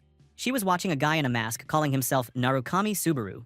Shigure's eyes went wide, and he blurted out Subaru's name, but this lady jumped in with a cold voice, saying there was no way that was the Our MC they knew.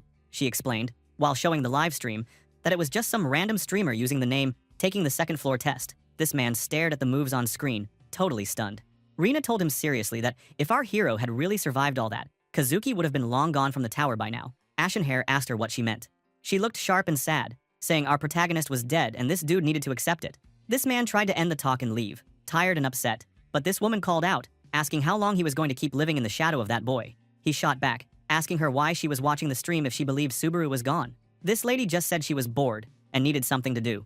Then, suddenly, she froze. Her eyes went wide as she stared at the phone, surprising this guy, who saw her reaction. He looked at the screen, and his jaw dropped. He muttered in shock, not believing what he was seeing. And that's where things got really interesting, bro. Back to our MC, things went absolutely wild on the battlefield. Out of nowhere, a giant explosion of golden lightning ripped through the place, blasting the giants all over the field. When the smoke cleared, there was our hero, standing right in the middle of the chaos. He looked insane, glowing with electricity and red eyes, while a system message popped up. Our boy had just unlocked the legendary Thunder skill. Our hero stood there in shock, thinking to himself that this spot was never supposed to be where you learned that skill. He saw that he got a whopping 2,000 achievement points, and the system was asking if he wanted to keep going with the test or leave. The chat was buzzing, saying beating the giant boss must have been the secret trigger. Our MC checked the Thunder skill info. It was rank A+ and super strong, but it would eat up his health and magic every time he used it. Not exactly a free win, huh? While the giants were getting themselves together for round 2, our MC took a second to thank God for not dying. Messages started rolling in, quests completed, massive donations from fans, thousands of credits pouring into his account. So, our hero thanked everyone, because you gotta show respect when your wallet just blew up. He remembered he owed the fans a good show in return for all that cash, so he got ready to jump back into the fight. That's when the giants started roaring again, charging at him even harder. Subaru decided to give the viewers something crazy. He dropped all 20,000 credits at once to power up his Wedge of Greed skill. The system dinged again, saying Wedge of Greed was now level 3 and could handle the wild backlash from the thunder. Not bad. But our MC wasn't about to go full maniac. He played it smart. He only channeled the lightning through his right hand, keeping things under control for now. Once he was sure he could handle it, he dashed at the giants, sword in hand, moving way too fast for normal eyes. The demon's sword in his grip started crackling with dangerous, destructive energy. He raised his sword high, telling everyone it was finally time to let loose, just like the good old days. Then he slammed the blade down with so much force that a massive red and lightning rift tore right through the enemy group. Giants were torn apart. Our boy was left standing there, breathing hard, sweat pouring down his face. He cursed himself for overdoing it, realizing too late that he had nothing left for the trip back. Bro, classic our hero moment. Awesome, also a little dumb. All around him were giant bodies. He could barely stay upright, only managing to stand by kneeling on his sword. Suddenly, a bunch of armored knights ran up. Commander Pilu saw our hero start to fall, freaked out hard, and screamed for the savior. The poor guy was so out of it he was just gasping for air. Watching the knight run to him with panic in his eyes, our MC muttered to himself that the leader was a real fool for coming all this way just to help him. But as he started to collapse, the commander reached out and caught him just before he hit the ground. Dude, talk about a close call. Meanwhile, somewhere else, Hatsuka was glued to her phone, practically shaking with nerves. Her manager and her coworker, Seong-hyun, stood behind her, both looking totally confused. The employee asked if all this drama was even worth it, but the boss just said not to ask him about women's feelings because he honestly had no clue. This lady looked like she was about to explode, burying her face in her hands and whispering that this whole situation was a total disaster. Her face was turning so red, it was almost cartoonish. She started freaking out about the message she sent our protagonist, worrying it was way too cold and boring. She got mad at herself for not adding cute stuff or emojis, thinking he would just see it as some lame business note. The dude teased her, asking if she was in love with this guy or what. Hatsuka denies it, shouting that it was only business, nothing else. But deep down, the real problem was something else. Suddenly, she let out a huge scream, admitting that she was actually a super fan before she ever thought about being his manager. She couldn't stop herself from getting nervous around him. The manager tried to calm her down, but then he remembered the Thunder skill, that legendary move that only Subaru Narukami ever had. The woman jumped in, saying that now it wasn't just him, it was plural, meaning someone else had the skill too. Her coworker was just happy they still had their jobs after all the madness. The manager started thinking hard, saying it made sense. No one else had ever learned that skill before, and this new player deserved to be watched very closely. Suddenly, Seong-hyun's phone buzzed. She screamed with happiness, announcing that Subaru Narukami actually read their email. But then her whole face froze. He read it, but didn't reply at all. Oof. The other two just stared at her, totally feeling bad for her awkwardness. Elsewhere, in a high-tech studio, a new player entered the chat. This guy was Hawkeye, a super famous streamer who broke down player fights like a pro. He had his setup ready, reviewing highlight clips and throwing down sharp takes on all the top tower climbers. He pointed out Kurokawa Amon, a rising star in Kazuki's Blue Zone Guild, and even mentioned our archenemy himself, who everyone knew used to be in Blue Eyes. But today, this broadcaster said the big focus was the legend, Subaru Narukami. He told his followers that, no matter what people said, the lightning skill was something only he could really own. The stream went live, and he welcomed his viewers, saying they were about to dive into the most insane player around. He pulled up our hero's latest fights and asked everyone not to judge too soon. But, bro, even this creator was shocked. He started sweating as he watched, whispering that this player's focus was off the charts. He explained that our boy just picked up the thunder skill, but was already using it like a genius, with control that most people could only dream of. Every move was perfect. No wasted energy, no mistakes. This streamer just stared at the screen, asking where the hell this monster even came from. He told his chat that most of them didn't even get how legendary the stuff on screen really was. And that's where things stood. Our MC made history, and everyone, from fans to haters to pro analysts, couldn't believe what they just saw. Meanwhile, elsewhere, the pro analyst dude, this guy was sitting in his studio, looking all serious, and told everyone watching that this new boy, yeah, our hero, was definitely going to be famous. Hawkeye said he was going to keep his eyes on him from now on. But right before he turned off his stream, he got all dramatic, his eyes shining, and claimed that, when it came to skill and control, this new player might actually be even better than the Subaru Narukami from back in the day. Bro, that's some wild praise. Switch scenes. Our MC woke up on his bed in the tower's break room, breathing heavy, like he had just finished a marathon. The system popped up some messages, announcing that stage 6 was ready, and all his physical exhaustion was gone. But even with a fresh body, our boy thought his brain still felt totally fried, so he decided to hit pause on the next round. He grabbed his device and thanked everyone for watching his stream. Surprised to see he had 742 viewers, he was just wondering when that number got so high. Our protagonist apologized to his fans, telling them he was taking a day off and would be back streaming the day after tomorrow. The system confirmed he ended his live, and then he walked out. He made his way to the waiting area, checking his phone as he went. There was a message from Hatsuka at Suiten Entertainment, thanking him for his time and telling him to check his inbox. She said her company supported streamers and could get them the best profits. Our boy squinted at the phone, thinking maybe this was just some random spam. The name Suiten Entertainment sounded weird to him. Next thing, we got Subaru chilling at a fancy cafe, drinking coffee and scrolling his phone. He started searching for info on Suiten Entertainment and found out that it was actually a huge company, running tons of streamer channels and throwing down big cash to support them. Our MC just sat there, amazed at how much the world had changed. Like, now there were entire companies just to help gamers stream for cash. Our protagonist realized that Suiten was a serious top industry player in the entertainment game. While reading, he saw that the chat was still blowing up about the streamer's take on his skills. People were arguing like crazy. Some thought he was Hawkeye's next big star, others weren't buying it, saying a newbie couldn't be better than the old our hero, and a few started accusing the creator of being biased towards Suiten. Our boy realized this dude actually worked with Suiten while reading all that chaos. That made our MC blush a little, but he felt happy about it, thinking, this guy really did have an eye for talent.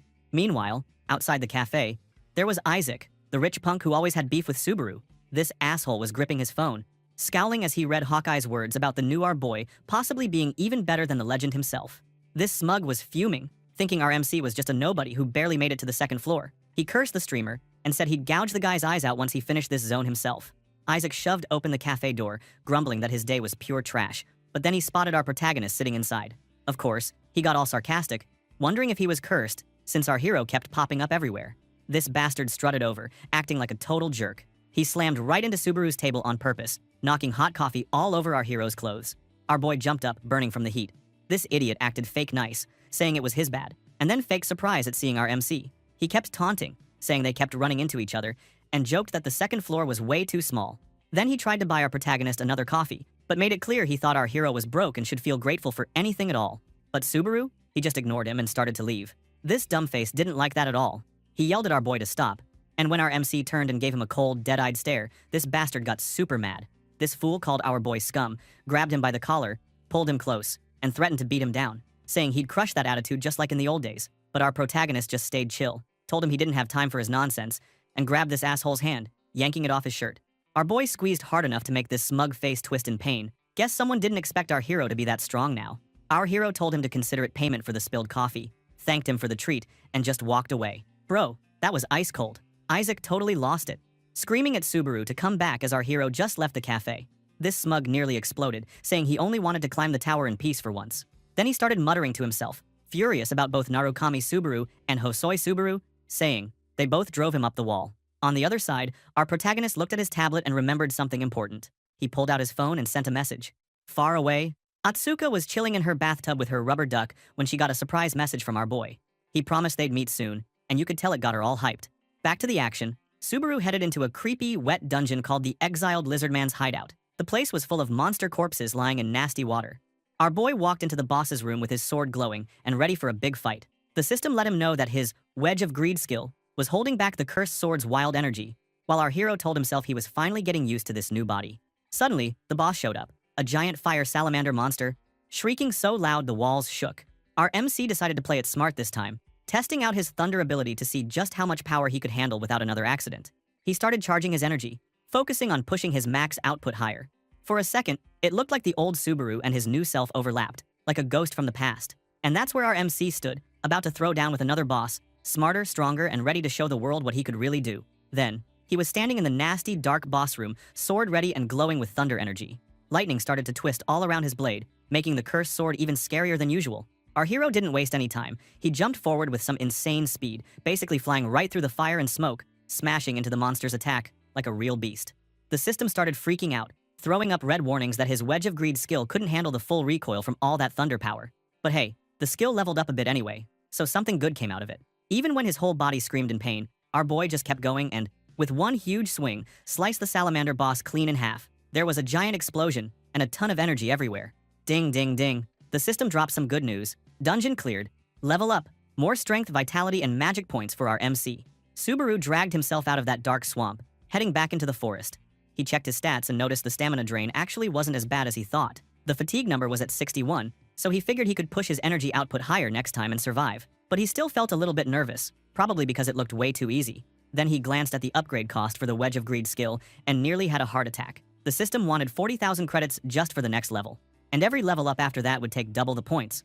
That was brutal. Our MC just sighed, wishing for a miracle or maybe a rich sponsor to drop out of the sky and solve his money problems. But of course, instead of a sponsor, someone else showed up. Subaru suddenly felt someone nearby and stopped. He turned around and, what a surprise, not really. It was Isaac, coming out of the trees with that annoying grin. Ah shit, here we go again. This guy asked if our hero was off to go monster hunting, but you could tell he wasn't here for small talk. He walked over with way too much confidence, saying that even though they'd known each other a long time, our protagonist still managed to surprise him. Our MC just looked at him with that cold face, thinking this guy was way too stubborn and seriously annoying. This bastard admitted he'd thought about things for a while, but he just couldn't hold back his anger anymore. So, he decided it was time to settle things right here. Our MC, he didn't look scared at all. He just smirked and acted like this was the least interesting thing that happened to him all week. Meanwhile, somewhere in the city at night, Hawkeye was strolling along the street and went into his usual cafe. As he came in, someone called his name. He turned and saw the suit and company manager sitting behind him, saying he'd finally tracked this guy down. They sat together, and the streamer said it had been a while since they last met. The manager asked how live streaming was going these days. This guy explained that the viewer numbers were steady, since it was mostly the same faces every time. The manager took a sip of coffee and said, slow growth was the healthiest and most stable way to grow an audience. This dude put his coffee down and asked what the real reason for this meeting was. Nobody just shows up out of nowhere for tea. The manager got serious and said he wanted to talk about Narukami Subaru, the rookie Hawkeye reviewed yesterday. He asked if this guy really meant all that praise. This streamer didn't hesitate. He said with confidence that this rookie had more raw talent than the original Narukami Subaru at his peak. But, with one sharp look and that weird glowing eye, he explained that having talent and actually climbing the tower to those crazy heights were two totally different things. The manager smiled, saying this dude's honesty was exactly what he needed. He then revealed that he wanted to recruit our MC for the agency. This creator laughed, calling his boss smart, but warned him that our hero's view count and popularity were still teeny tiny for a huge company like Souten. The manager just put his cup down and told him that hearing this guy's confidence was all the proof he needed. He planned to do a joint stream, Hawkeye and Subaru together, to boost our protagonist's numbers and get his name out there. The manager grinned, saying only the two of them knew about this secret strategy. Anyway, back in the dark forest, Subaru was locked in a stare-down with Isaac. This asshole started mocking him, saying that surviving the dungeon was just dumb luck and that maybe our protagonist had just run away before getting hurt. He looked at our boy with that classic, I'm better than you, look, and warned him not to start thinking he was the real Narukami Subaru or dreaming about learning thunder. Skills. This bastard's anger started boiling over as he spat out some curses about Narukami Subaru, then grabbed our poor guy by the shoulder like he wanted to rip his arm off. He said if our hero were dead, he should just stay dead and rot in his grave. This smug's eyes went red with fury as he said that everyone named Subaru somehow knew how to make him lose his mind. Subaru just sighed, kind of sad, thinking about how his own era ended, and now the tower was full of copycats and fakes. So he decided to just ask Isaac straight up, what was his problem? Was this all just because of his name? Our hero said it was weird to hate a name everyone liked so much. Well, that set this bastard off. He yelled back, asking if our MC was really asking that while knowing who his father was. Our boy just stared at him, totally unimpressed, and wondered what this fool's dad had to do with anything, saying this guy always brought his father up for no reason. This man told him his father's name was Reinhardt. Out of nowhere, the name Reinhardt hit Subaru like a truck. He remembered that man, the high ranker from the 9th floor. People called him the one-strike swordsman. Suddenly, old memories came flooding back. News spreading like wildfire in the tower about an earthling named Narukami Subaru who took down that warrior in one hit. The whole battle lasted less than 30 seconds. Our hero remembered that swordman, bleeding and screaming, trying to keep fighting before he finally fell into a giant crater left by our boy's attack. Wild times, bro. Back in the present, Isaac started screaming like a maniac, calling our protagonist a bastard and telling him never to say that name lightly again. That's when our boy finally pieced things together. This whole grudge was because this dude's dad lost his title to the legendary Subaru, not because of anything our MC actually did. Honestly, that's rough. Imagine living in someone else's shadow your whole life. Our poor guy didn't even ask for this drama. He stood there, glaring at Isaac with a sharp, pissed-off look. Our hero told this bastard straight up that he had no idea how much the real Hosoi Subaru had suffered because of Isaac's dumb grudge. But this smug just freaked out, shouting at our MC to shut up if he was going to talk nonsense. Flames started swirling all around this fool, making him look like a human torch ready to blow up the whole forest. This stupid guy yelled that he was done talking and our protagonist should just hurry up and die already. As the fire got hotter, Isaac screamed that he hated Narukami Subaru so much it made him sick. He kept whining, saying our hero wasn't even a special guy, but he still got all the fame and acted like he was better than everyone. This bastard blamed our boy, claiming that his arrogance is the cause of the deaths of all the blue-eyed members. With a crazy, evil grin, Isaac said that they were already rotting in hell and that this was the punishment they deserved. Then, boom! This idiot hurled a huge fireball straight at our hero, saying that being called our boy was the end of his luck. The fireball exploded with a giant bang, and everything went up in smoke and flames. This dumbface put his hand on his face, pretending to be all sad about losing control of his power, and acted sorry for killing our poor MC like that. He stared at his burning hand and, like a total psycho, decided his next target would be that masked streamer everyone was talking about. But, surprise! A voice called out from inside the fire, asking which masked one Isaac was talking about. This smug spun around, shocked, as the flames split right down the middle. Our protagonist strolled out of the burning mess, not even a scratch on him, holding his mask and asking with a cold tone if this fucking dude meant this mask. This fool jaw basically hit the floor. He couldn't believe it. He started stuttering, saying it was impossible for our boy to survive all that fire. But our hero didn't give him time to think. He dashed forward, slammed his fist into Isaac's stomach to shut him down. He even called Isaac a bratty little kid. Yeah, you deserve it, asshole. After receiving that crazy blow, that poor bastard groaned as if he had just been hit by a truck. Our protagonist forced him to the ground, and this smug screamed in agony, and spitting up blood, and totally confused about how a weak guy could hit this hard. Our hero stood over him, looking down, and hit him with a simple question. Who did Isaac see now? Was it Hosoi Subaru, the one he used to bully and make cry? Or was it the masked streamer, Narukami Subaru? And then, our boy's eyes lit up with that wild blue glow, as he added a third option, Narukami Subaru from the Blue Eyes Guild, the original one. This bastard tried to get up, coughing and shaking, refusing to fall for this. He figured our boy was just admitting to being the streamer. This stupid guy managed to power up again, acting almighty as fire burst from his hands, and said that the thunder skill wasn't that awesome if a loser like our MC could use it. He shaped his hand into a fiery claw and sneered, asking if Subaru really thought he could win at this level. He even bragged that if a weakling learned thunder, then he must be way stronger than the original Narukami Subaru. He charged in, swinging his flaming claw, screaming in our hero's face about how awesome he was. But our hero wasn't having it. Subaru moved like lightning and, in one blink, sliced off Isaac's hand with his sword. Isaac stared at his arm, totally shocked. Subaru walked up to him, cold as ice, and told him his answer was wrong. He said he was amazed at how much garbage Isaac could talk, while being so far from the truth. Suddenly, Isaac froze. He realized something was way off. He remembered our boy's earlier words about suffering because of some stupid family grudge.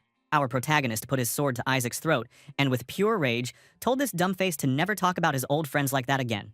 This fool's eyes went wide with terror, and he muttered in a shaky voice as he finally realized it. The guy standing over him really was Blue Eyes Narukami Subaru. But our hero didn't let him finish. He cut him off, saying playtime was over. With one smooth, deadly move, our boy ended it. This pool staggered, blood spraying everywhere, and our MC told him coldly that he did him a big favor. Then he walked away from the burning battlefield, leaving this stupid guy's broken body behind, and told him to consider this payback for letting our MC take this new body. Yikes, that was savage. The next day, we're in a totally different place, a quiet cafe. One of the workers watched Subaru from a distance, feeling nervous and wondering if he was just some crazy superfan of Narukami Subaru. She scolded herself for thinking that, noticing that our boy seemed to be streaming right now. Meanwhile, our hero sat there planning out his next move as a streamer, thinking that not showing his real face was actually a genius move, since it stopped enemies from finding out who he was. Hatsuka, the manager, finally showed up, blushing hard as she apologized for being late. She introduced herself with a nervous smile, saying she was the manager in charge.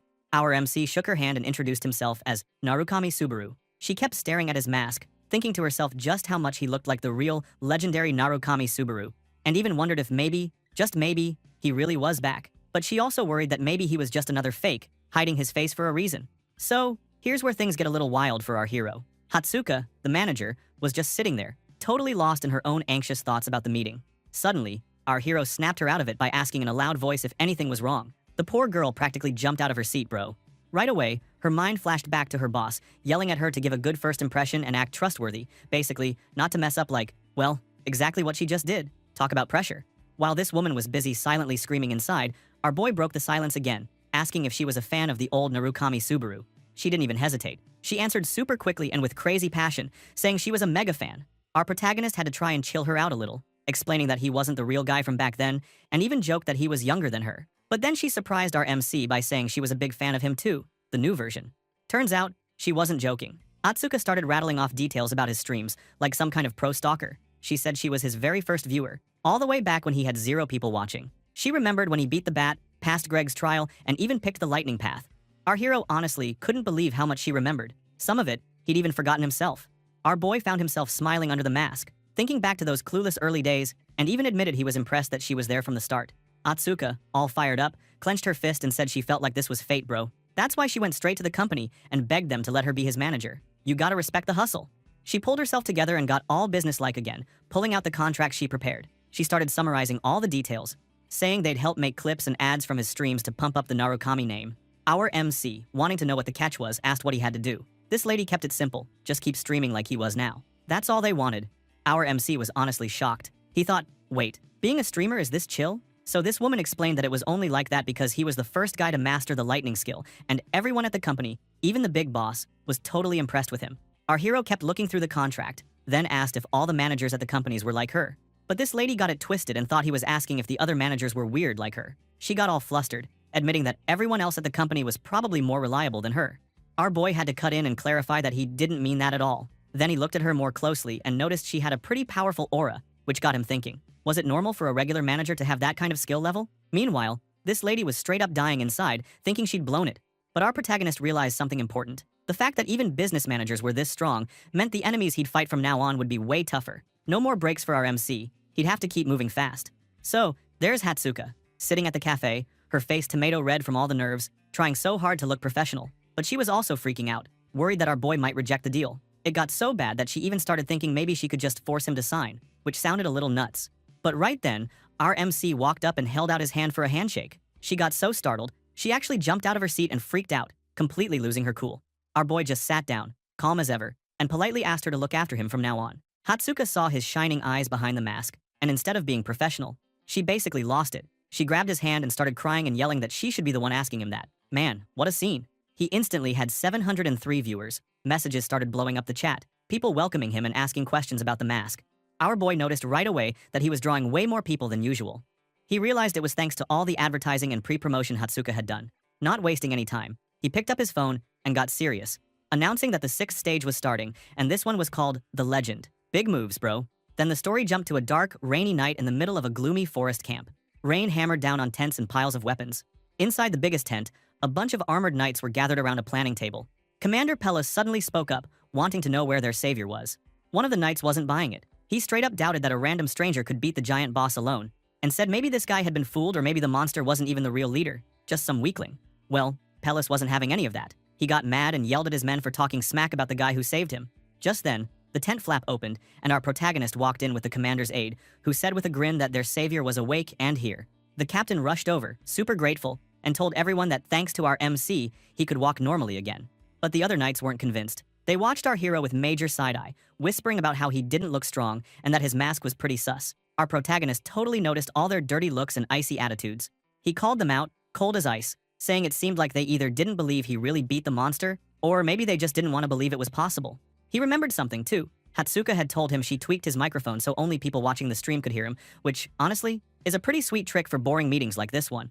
But things didn't go smoothly. He got ticked off by how rude the knights were acting, like, hello, he literally saved them, and they were still talking down to him. The chat went wild, clowning on the knights and telling our MC not to take them too lightly. But then this old dude with a gray beard and a super boss vibe, Dale, stepped up. This old knight gave our hero a handshake and did the whole thank you routine, a kind of formality. He told him, all sad, that he'd been protecting the village, but everyone just got trampled. Our boy was like, wait, trampled? He straight up asked if this leader was for real about that. But this old guy just got darker and scarier, saying that it was the work of that monster. Yikes. Then our protagonist stared this old man down, totally serious, and asked if there was really someone out there more dangerous than the giant boss he'd just smacked down. That old knight didn't even hesitate. He just gave a simple yes, and our MC knew things were about to get crazy. Dale started story time, telling this old legend about the real giants. He said the original giants fought the gods, then got sealed away and disappeared from the world. The ones around now? Just weak remnants, like shadows of the real deal. But then this old guy got spooked just talking about the new leader. He said, the one that showed up after our hero killed the last boss was almost as strong as those ancient monsters. Even this old knight looked freaked out, admitting he'd never seen anything like it. The chat exploded. Viewers were losing their minds, asking if this was basically an 8th floor boss and how they were supposed to fight something like that. Subaru didn't flinch though. He just said they had to beat it, plain and simple. This leader shot him a weird grin, kind of mocking how confident Subaru sounded, like he was way too full of himself. The knights started looking pretty nervous, and one of them coldly pointed out that they were only asking our protagonist for help because they had no other options. But honestly, he didn't think anyone could actually pull it off. He said that, yeah, the reason they sounded so hopeless was that none of them had actually seen the monster up close. Suddenly, Pelus jumped in, basically yelling. He started talking about an ancient legend about Millennium Mountain, the highest peak around. He said there was a thing called a fragment of lightning hidden up there, and that Subaru might be the only person who could find it as they were talking about this legend. Then, the day the apocalypse comes, the giants attacked the town, destroying anything in front of it. Fire everywhere, people running and screaming as the giants destroyed everything. In the middle of the burning hell, a giant with long, wild hair and a seriously scary vibe stood there, acting like he owned the place. The giant boss is angry because his son, Paydal, has been killed by the humans. Yeah, that's our MC's doing. He avenges his son by massacring the people. One knight tried to beg, but the giant just snatched him up and crushed him to death, and terrified everyone that he would kill all humans as a sacrifice to his deceased son. Honestly, it was nightmare fuel. High above it all, our boy was watching, his eyes looking sharply from behind his mask. The stream chat blew up even more, going nuts over how huge this monster was, asking if this was what a real giant looked like. So, our hero didn't waste time. He jumped on his horse and took off into the brutal rainstorm, thinking hard about how this test wasn't playing around. It was actually trying to kill them all. Our MC remembered what the knight said earlier. The giants were coming in 3 days, and if he couldn't find the fragment of lightning by then, he should just run for his life. But our protagonist had already made up his mind. He knew he needed that lightning power. Without it, there was no way to beat these giants. They'd all be dead meat. As he rode through the storm, some chats popped up asking if he wanted to retry. Our boy just answered no, totally confident, saying there was no test in this tower he couldn't clear. He didn't even realize he'd just dropped a classic old catchphrase, but the chat noticed right away and started roasting him for being too cocky. While the quests and donations from viewers started rolling in, a random viewer gave a mission. If our body could beat this trial, he would drop 3,000 credits on him. Our hero felt a bit relieved. At least he hadn't completely given himself away by using that famous line. He charged up the mountain with his horse, pushing through the crazy rain and rocks. When he finally got to the foot of Millennium Mountain, he hopped off, looked up, and told himself the lightning fragment had to be somewhere in there. He reached out, touched the cold rocks, and felt just how huge and intimidating the place was. At that point, his memory flashed back to his talk with Pelus. This knight had told him the lightning fragment was something out of legends, but nobody knew what it really was: a weapon, a power, or maybe even a person. The one thing everyone agreed on was this: whoever held the lightning before was the one who wiped out the giants. Meanwhile, back at Hatsuka's place, she was having her own party. She jumped up, screaming that she finally got the contract signed, and her boss called her, laughing and telling her she was finally reliable. This lady was dancing around, totally hyped about the whole thing. Her boss tried to say he wanted to talk about a meeting with Hawkeye soon, but this woman was so pumped she hung up without even listening. Filled with joy, she threw herself on the bed and told herself she deserved to chill and watch the Subaru stream after working so hard. She grabbed her phone, eyes sparkling, and said that watching him on the screen and seeing him in real life was the ultimate otaku dream. On her phone, the stream showed Subaru saying, with that classic confidence, that there was no test in this tower he couldn't clear. First off, Hatsuka was all hyped in her room, but then her eyes went wide. The excitement on her face faded fast when she realized something. Our hero just dropped a super old catchphrase, one that was famous 20 years ago. She started freaking out, thinking there was no way he said that by accident. The doubt started eating at her, and honestly, who could blame her? That was a big clue, and our hero really slipped up there. Back on the mountain, our boy went full maniac mode. He punched the huge rock wall as hard as he could, over and over. The chat blew up, asking if he had finally lost it or just lost all hope. Our MC didn't care though. He kept smashing his fist into that rock, basically telling the mountain to bring it on and see who would break first. He decided right there. He'd fight this thing to the end, no matter how ridiculous it looked. Every punch sent chips of rock flying and made his fist glow with energy. Then, out of nowhere, a giant crack split the wall, and the rock shattered. Our protagonist flashed that cocky grin, telling everyone he finally found what he was looking for. The comments roasted his muscle brain approach, but our boy just thought to himself that nobody watching the stream could really feel how it was in there. And besides, who said punching wasn't the right answer sometimes? Standing in the pouring rain, our MC suddenly felt this insane lightning energy calling to him, like it was trying to wake up the lightning, sleeping inside him. There in front of him was a massive metal door covered in old, weird carvings. It was clear that whatever was behind that door was the source of the power he needed. The stream chat started freaking out about how huge the door was and asking how he'd open it without a key. Our hero just shrugged and decided to do what he does best: smash things. He fired up his Wedge of Greed skill to level 3 so he wouldn't pass out from recoil, then started charging up his fist with black and gold lightning. He got all fired up, feeling like the real fight was waiting inside. That voice of the lightning kept screaming at him, so he focused all his power and threw a monster punch at the gate, basically yelling his answer back. Boom. The explosion was insane. A golden shockwave went everywhere, making the ground shake.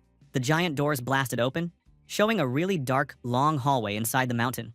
Our protagonist just walked in like he owned the place, confidence off the charts, while the stream chat was still losing its mind about how he never stopped going forward. As soon as he walked in, the system dropped a message on him saying he just entered the path where lightning walks. And by the way, he couldn't leave until he finished the stage, so basically, he was locked in. Meanwhile, back at the Knights camp, the whole room was tense. The big shots were all sitting around trying to figure out if Subaru could really get the lightning or if they were just completely screwed. Pelis, the main guy, looked super chill, sipping his drink and telling everyone that Subaru would totally pull it off. He said anyone who saw what our hero had already done would know there was no reason to doubt. But the other knights were nervous as hell. One guy stood up, sweating like crazy, screaming that it didn't matter if our MC got the lightning or not, because something way worse was coming for all of them, and death was basically guaranteed. Dude was shaking, blood on his thumb from biting it, eyes about to pop out. He started shouting at this leader, saying he had no idea how terrifying that giant monster actually was. Pelis tried to calm him down, saying they couldn't just sit and wait for the end. They had to put their faith in their young hero who was risking everything for them, even though he got nothing out of it. The terrified knight just stared, clearly not buying it.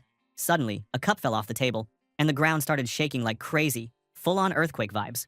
A soldier sprinted in, screaming that the thing had arrived, and the whole tent went dead silent. I mean, talk about bad timing. Back at the mountain, our MC walked deeper into the creepy cave, wondering what this test was even about. Viewers noticed there weren't any monsters or traps, just a weird empty space, and people in the chat started asking what was up with that. Subaru's golden eye glowed. Dude was using his brain now. He realized that lightning was too fast to see, and before a real lightning strike, all you get are electric charges floating everywhere. So it actually made sense not to see anything in there. He closed his eyes, finally getting the true meaning of this path where lightning walks. He could feel the super strong lightning energy calling him from somewhere deep inside. Suddenly, our protagonist picked up a rock and chucked it down the cave. The chat went wild, trying to guess what he was up to. Our hero explained in his head that you couldn't see the lightning because it was everywhere in the air, totally invisible. The rock he threw started sizzling and falling apart from all the electricity. The more he walked, the crazier the reaction got. Rocks just blew up into dust from electric shocks. Invisible thunderbolts smashed around him, and the chat was freaking out from all the crazy sounds they could hear but not see. Subaru finally understood what was happening. Even though he knew he was in real danger, he mumbled to himself that he had to keep pushing forward, calling the test design straight up nasty. He took off running, realizing this was all about endurance. If he couldn't take it, he'd be toast. As he ran through the hallway, someone donated 100 credits, sarcastically asking what he was scared of. More donations kept rolling in. One dropped 1,000 credits, another suggested he stop because it was dangerous, and a third hyped him up with 2,000 credits. Even in the middle of all that chaos, our boy Subaru remembered to thank his supporters, his eyes shining with determination. Meanwhile, in Ashiger's cabin, we're in this cozy little wooden cabin where this guy was totally chilling out on the sofa. The dude was just relaxing with a pot boiling on the fire. But then, bam, Rena walked in, catching him completely off guard. He freaked out and quickly tried to hide his device like he was hiding some big secret. This woman saw all of this, and you could see the sly grin show up on her face. She asked why he was hiding things, and basically accused him of watching something naughty. This man started mumbling and stuttering, trying to act cool by saying he wasn't hiding anything, and his eyes were just tired. Yeah, nice try, bro. Rina clearly didn't buy any of that. She sat next to him with this teasing attitude, dropping a line about how hair grows faster if you do those things. That made Ashen Hair totally lose it. He screamed at her to stop saying weird stuff. Man, the poor guy looked so done. Then, this lady just started eating a piece of bread, saying she had stopped watching the stream like he asked her. But honestly, she just couldn't help herself. This dude asked what she wanted, still acting all tense, but this woman called him out for being so jumpy and wondered if he didn't want her around. Just then, Subaru's voice started blasting out of Ashen Hair phone, saying he would endure it and do his best. That made this guy panic even more. He yelled at this lady about her annoying teasing, which almost made her ears explode. She covered her ears, complaining about his sudden yelling, while this man scrambled to put his phone on silent and told her not to pay any attention to him. Rina just stared at him, totally weirded out and suspicious, calling him stubborn and a weirdo. After that, she got bored and stood up, saying the whole situation was annoying. This poor dude got desperate and asked her where she was going, basically begging her to stay, and even offering her more bread or a spot to lie down, anything to keep her from leaving and maybe exposing him. But this lady was already done and walked out, slamming the door behind her. Shigure let out this massive sigh of relief, muttering that he almost got caught.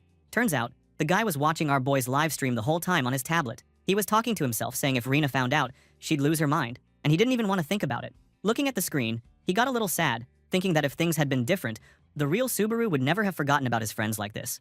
On the screen, our protagonist started explaining how deadly the lightning test was. Ashen Hair smiled, noticing how this streamer's personality and way of talking were just like the old Subaru he used to know. But then he grumbled that the only thing different was that our boy never cared about collecting credits like some desperate maniac. This guy even laughed a little at how weird this all was. Suddenly everything went dark. A creepy hand landed on Shigure's shoulder. Dude looked like he was about to die of shock. He turned around to find Rina standing behind him with this evil, scary grin, asking if he really thought she didn't notice what he was doing. Her face went full demon mode as she told him it was way too soon for him to try to trick her. Our dude was in big trouble now. Back inside Millennium Mountain, things got way more intense. The system sent a message to our protagonist, telling him to carve the path of lightning. He was sweating like crazy, totally focused, standing right in the middle of an electric storm. Thunderbolts were smashing him, and the lightning started gathering around his whole body. The progress bar on his test showed a tiny 2.3%, which was just depressing. Our boy stretched out his hand, lightning glowing around it, feeling right at home since he'd done this kind of thing a million times in his past life. He managed to endure the electric shock, his eyes flashing behind that mask, but the progress bar barely moved. Now it was at 3.2%. The road was long, and every step made the lightning attacks hurt even more. The chat was blowing up, people asking why he wasn't running or begging him to hurry up and end this pain. But our protagonist was already covered in wounds, his body under crazy pressure, and he had to just ignore the comments. He couldn't even read them anymore. He was in survival mode now. Our hero told himself that just finishing the test wasn't good enough for him. He wanted something way bigger. He was aiming for a goal way higher than just surviving. Lightning energy was glowing all around him as he resolved to go for something legendary. Meanwhile, in the mysterious room, Hawkeye was sitting in front of a bunch of screens, watching Subaru's stream. He remembered his talk with President John, who wanted him to team up with Narukami Subaru. This dude was thinking about how rare it was for this guy to manage things himself. This leader had given him this classic lecture, saying that in the world of entertainment, hard work was only half of it. The other half was about status and how people see you. This streamer got cocky, throwing out that it was all about who are your connections and what most people are looking for right now. But this president pointed out that our MC's streams didn't look like normal beginner stuff. They looked like the vlogs of pros who'd been at it for years. He encouraged this guy to just do his usual commentary, saying this was a once-in-a-lifetime shot and he needed to jump on it. Hawkeye started getting fired up, thinking about how he could become a superstar right alongside our protagonist. He admitted that he became a streamer and quit from climbing the tower because he wasn't good enough. Inside, he was just screaming to be better than everyone else. He pictured the night sky full of stars, always wishing he could be one of them, reaching out and wondering if he could ever become a legend himself. Suddenly, he totally freaked out, screaming so loud it looked like he was going to fall out of his chair. His eyes bugged out of his head, and sweat poured down his face. The dude just couldn't believe what he was seeing. Subaru do. He even yelled out, asking if this guy was actually sane. Honestly, I get it. What our boy did next was next level nuts. Inside the cave, our hero was getting absolutely roasted by lightning. He started screaming in pain, and the whole place looked like some kind of hell. Blood was dripping down his face as he staggered forward, lightning just hammering him nonstop. But the poor guy stomped his foot hard on the ground and refused to go down. He was stubborn as hell, still moving forward even when it looked like he might drop dead at any second. Right then, he figured out what this test was really about. The stronger the lightning, the deeper it hit inside his body. And, bro, the amount of energy blasting him was nuts. But our MC decided that was exactly what he needed for his crazy plan. Suddenly, blue energy lines started to glow inside his body.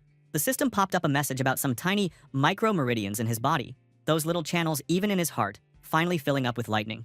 Our protagonist watched the progress bar shoot up to 20.7%, and a glowing map of his body appeared, showing all the energy flowing inside. The system told him that the micro-meridians were being activated and lightning was settling in, which made his magic go up by 1 point. Our boy clenched his glowing fist and told himself he was going to master this power, no matter what. He reminded himself that the Ren and Du channels were the main roads in the body, and the micro-meridians were like all the little side streets connecting everything together. He kept pushing forward in the middle of the storm, the energy now filling every corner of his body. He realized the original Hosoi Subaru's body had never gone through this purification before. So, our MC was now basically forcing a shortcut with a lightning-powered cleanse, which led to the system slapping him with a nasty new status called electric shock. Usually, people do this slowly and carefully with their own magic, but our boy was just letting lightning do it for him. It made things way faster, sure, but the pain was absolutely insane. Our hero could barely stand, his whole body shaking, blood splattering on the ground. He was getting shocked so hard, I don't know how he stayed conscious. Meanwhile, in her room, Hatsuka was glued to her phone, staring at the live stream. Her eyes went wide when she finally got what our boy was trying to do. She started muttering to herself, saying he was actually trying to open his micro-meridians in a place like this, and in the craziest, most suicidal way possible. She put a hand on her head, freaking out, and realized the pain he must be going through was way beyond what normal people could take. Most people would have just fainted a dozen times by now, even if losing here didn't kill you in real life. She knew the pain felt 100% real to our protagonist. She bit her lip, super anxious, and wondered why anyone would go this far just to get stronger. Back in the storm, the system said our MC's progress hit over 50.3%, but it was obvious he was barely hanging on. His foot moved forward, but it looked like every step took everything he had. The pain was so bad that it started messing with his head. That's when he started blaming himself, mumbling that he was the one who caused everything bad to happen, that it was all his fault, his friends died. The cave faded away, and suddenly our hero was in a memory, standing in a wild snowstorm in front of his old teammates. He remembered bragging to them, full of confidence, saying there was no test he couldn't beat. He saw all of his old friends, trusting him completely. He remembered telling them not to worry, that he'd win no matter what. But then, the memories overlapped with the real pain. Our protagonist started beating himself up for what happened, convinced that his big mouth and arrogance got everyone killed. If he hadn't been so full of himself, maybe none of that tragedy would have ever happened. Suddenly, Kazuki showed up in his mind, face covered in blood, wearing this nasty smirk. The bastard started mocking him hard, saying they all failed because our MC was too arrogant and thought he was a big shot. That just broke our boy, and he screamed in the storm, lightning all around him, finally admitting that everything was his fault. He collapsed, totally spent, reaching out with his shaking hand. His guilt just kept torturing him, those memories crashing in over and over. Then, just like that, everything changed. Our hero found himself standing in a sunny green field under a perfect blue sky. He looked around, confused, a gentle wind blowing his hair. Off in the distance, he spotted his old friends sitting together under a huge tree. His jaw dropped, and he ran toward them as fast as he could, full of hope. He thought maybe all the terrible stuff was just a nightmare. When he reached them, he put his hand on one friend's shoulder, smiling, with tears in his eyes, and told himself this had to be the real world. He wanted so badly for that nightmare to be over, and he tried to tell his friends all about the awful dream he had just had. Well, that dream turned into a nightmare real quick. One of his buddies called out his name, acting all friendly for half a second, but then boom! Their face twisted into something out of a horror movie, screaming that our boy was the reason they all died. Yeah, imagine your dead friends blaming you to your face. Brutal stuff. Another one of them cried that he never wanted to die in the first place. Our MC totally freaked out, just backed away, calling their names with his voice shaking, not believing what he was seeing. And then Chino showed up, the poor girl's body all torn up, looking like something straight out of hell. She started laying into him, scolding our MC for all the big speeches he always made, then asked with so much pain, bro, why he couldn't protect them when it actually mattered. Subaru just stared at her, shocked, whispering her name like he couldn't believe any of this was real. The whole place just morphed into a nightmare, flames everywhere, dead friends surrounding him, everyone screaming and begging for help. Their cries were desperate, full of fear, telling him over and over that they didn't want to die, begging for someone, anyone, to save them. Our protagonist lost it, bro. He started screaming back, reaching out as the ghosts of his friends drifted away from him, begging them not to leave him behind. But his voice just faded, and he ended up falling to his knees, lost in despair, while the echoes of his begging just vanished into nothing. Then, just like that, the nightmare was over. Our hero snapped back to reality, right inside the test cave, kneeling on the freezing ground, gasping for air with blood dripping from his mouth. He realized, with this messed up, shaky feeling, that it was all just a hallucination. Side effects from that insane process of opening his micro-energy meridians. He'd nearly fried his own brain for real, falling straight into something called chi deviation. Basically, if he'd gone any further, his mind would have been toast. The system window popped up, announcing that the progress for purifying the micro-meridians was at 97.87%. It also said the thunder began to be absorbed into his body, and even gave him a bonus magic point. Our boy was not impressed. He just cursed whoever designed this test in his head, because it was honestly next-level torture. Slowly, Our MC got back on his feet, the electric storm still raging all around him. He actually thanked the nightmare with heavy sarcasm. Trust me. Because, strange as it was, it reminded him why he kept fighting to stay alive. Sparks of yellow lightning were going crazy around him, and he looked up, just in time to see a phantom of Kazuki smirking at him, looking like his worst enemy had just won the lottery. What a jerk. But let's hit pause for a second because things were getting wild back in the village too. Complete chaos had broken out. Giants and monsters were stampeding through the place, smashing everything. Villagers and knights were running for their lives or trying to fight back, but it was not looking good. And then, this monster of a giant showed up, so huge and terrifying that even the bravest knights nearly wet their armor. A lot of them were ready to give up, thinking the masked hero had bailed and left them to get crushed. One of the knights, voice all shaky, tried to reassure his buddy that their savior would definitely come back. You could tell, though, hope was running thin. That's when Commander Pelus lost it. He yelled at his men, ripping into them for doubting the guy who was fighting for their lives, even if they didn't know his real name. This leader gave them this sharp, disappointed look, pretty much calling them out for not living up to their knightly titles. Dale, the older and way wiser knight, stepped up and put a hand on this guy's shoulder, reminding everyone that before they started blaming outsiders, they needed to remember that the job of protecting the village was theirs, not someone else's. He drew his sword, blue energy blazing, and told everyone that real knights don't hide behind others, they protect people. Then, like an absolute legend, this old knight charged straight into battle, calling his warriors to fight and, if needed, die as real knights. This commander and the rest followed, war cries echoing through the chaos. Back in the test, our protagonist was so close to the finish line, the system said 99% complete, and the yellow lightning was so thick you could barely see him. Suddenly, our hero spotted a glowing golden orb floating right in front of him. He didn't know exactly what it was, but trust me, he could feel it was the end goal. His fatigue was off the charts. His eye was bleeding under the mask, but he forced himself to take one last step. He jumped with everything he had, ignoring the system's red warnings, screaming at him to rest or risk instant death. Meanwhile, back on the battlefield, Dale made the first move, smashing his foot into the ground and charging the giant boss. The old guy moved fast, way faster than anyone thought possible, dodging swings and getting up close with his blade. He slashed so quickly that his sword left streaks of blue energy, and the giant howled in pain. He just kept going, cutting into the beast with insane skill. That's when Pelus yelled out, telling this old knight to let him handle it from here. This leader sprinted in, jumped so high it was nuts, and brought his sword down at the giant's weak spot. With a wild burst of energy, this knight landed blow after blow, finally slicing the monster apart. The giant let out one last roar before crashing to the ground, totally defeated. The knights and soldiers went nuts. They screamed with joy, cheering for this leader and this old knight for finally killing the beast. They swarmed the giant's body, stabbing it for good measure, cursing it out, and praising their heroes.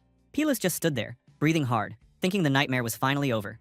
But Dale, looking super serious, told him they weren't done yet, not even close. This guy looked over, totally confused, as this old dude's face filled with worry.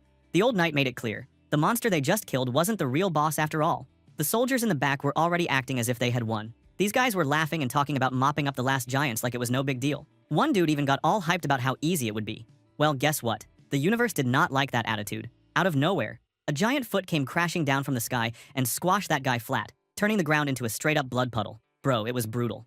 Pelus and Sir Dale just stood there, totally frozen in shock. This old knight started shouting, his voice full of panic, because now he saw the real monster had finally arrived.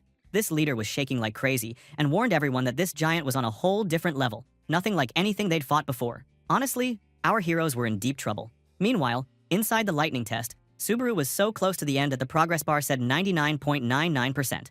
He reached out his hand through that wild golden storm, grabbed the energy ball, and you could see the anger in his eyes.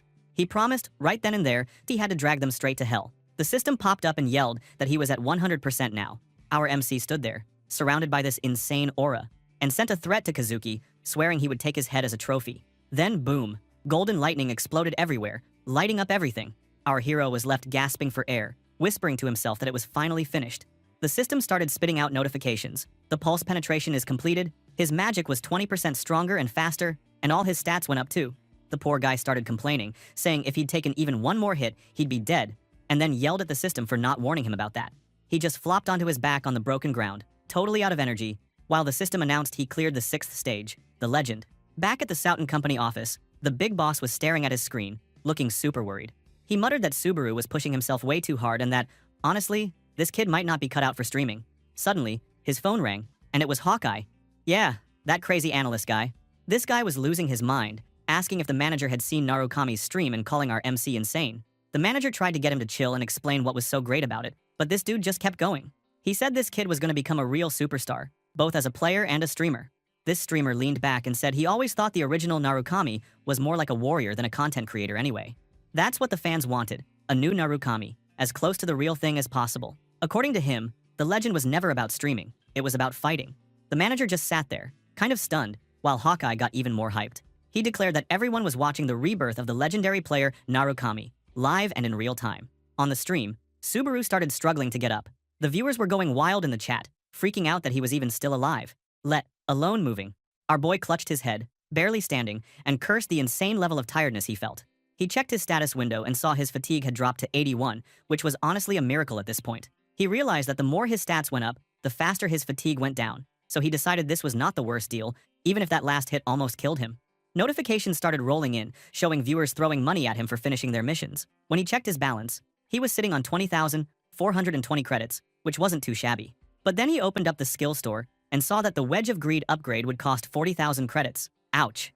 The poor guy figured he was way short, but if he could manage to take down that giant outside, he might score enough credits for the upgrade. Our protagonist looked at the glowing golden ball in his hand and realized this thing was his only shot at beating the monster.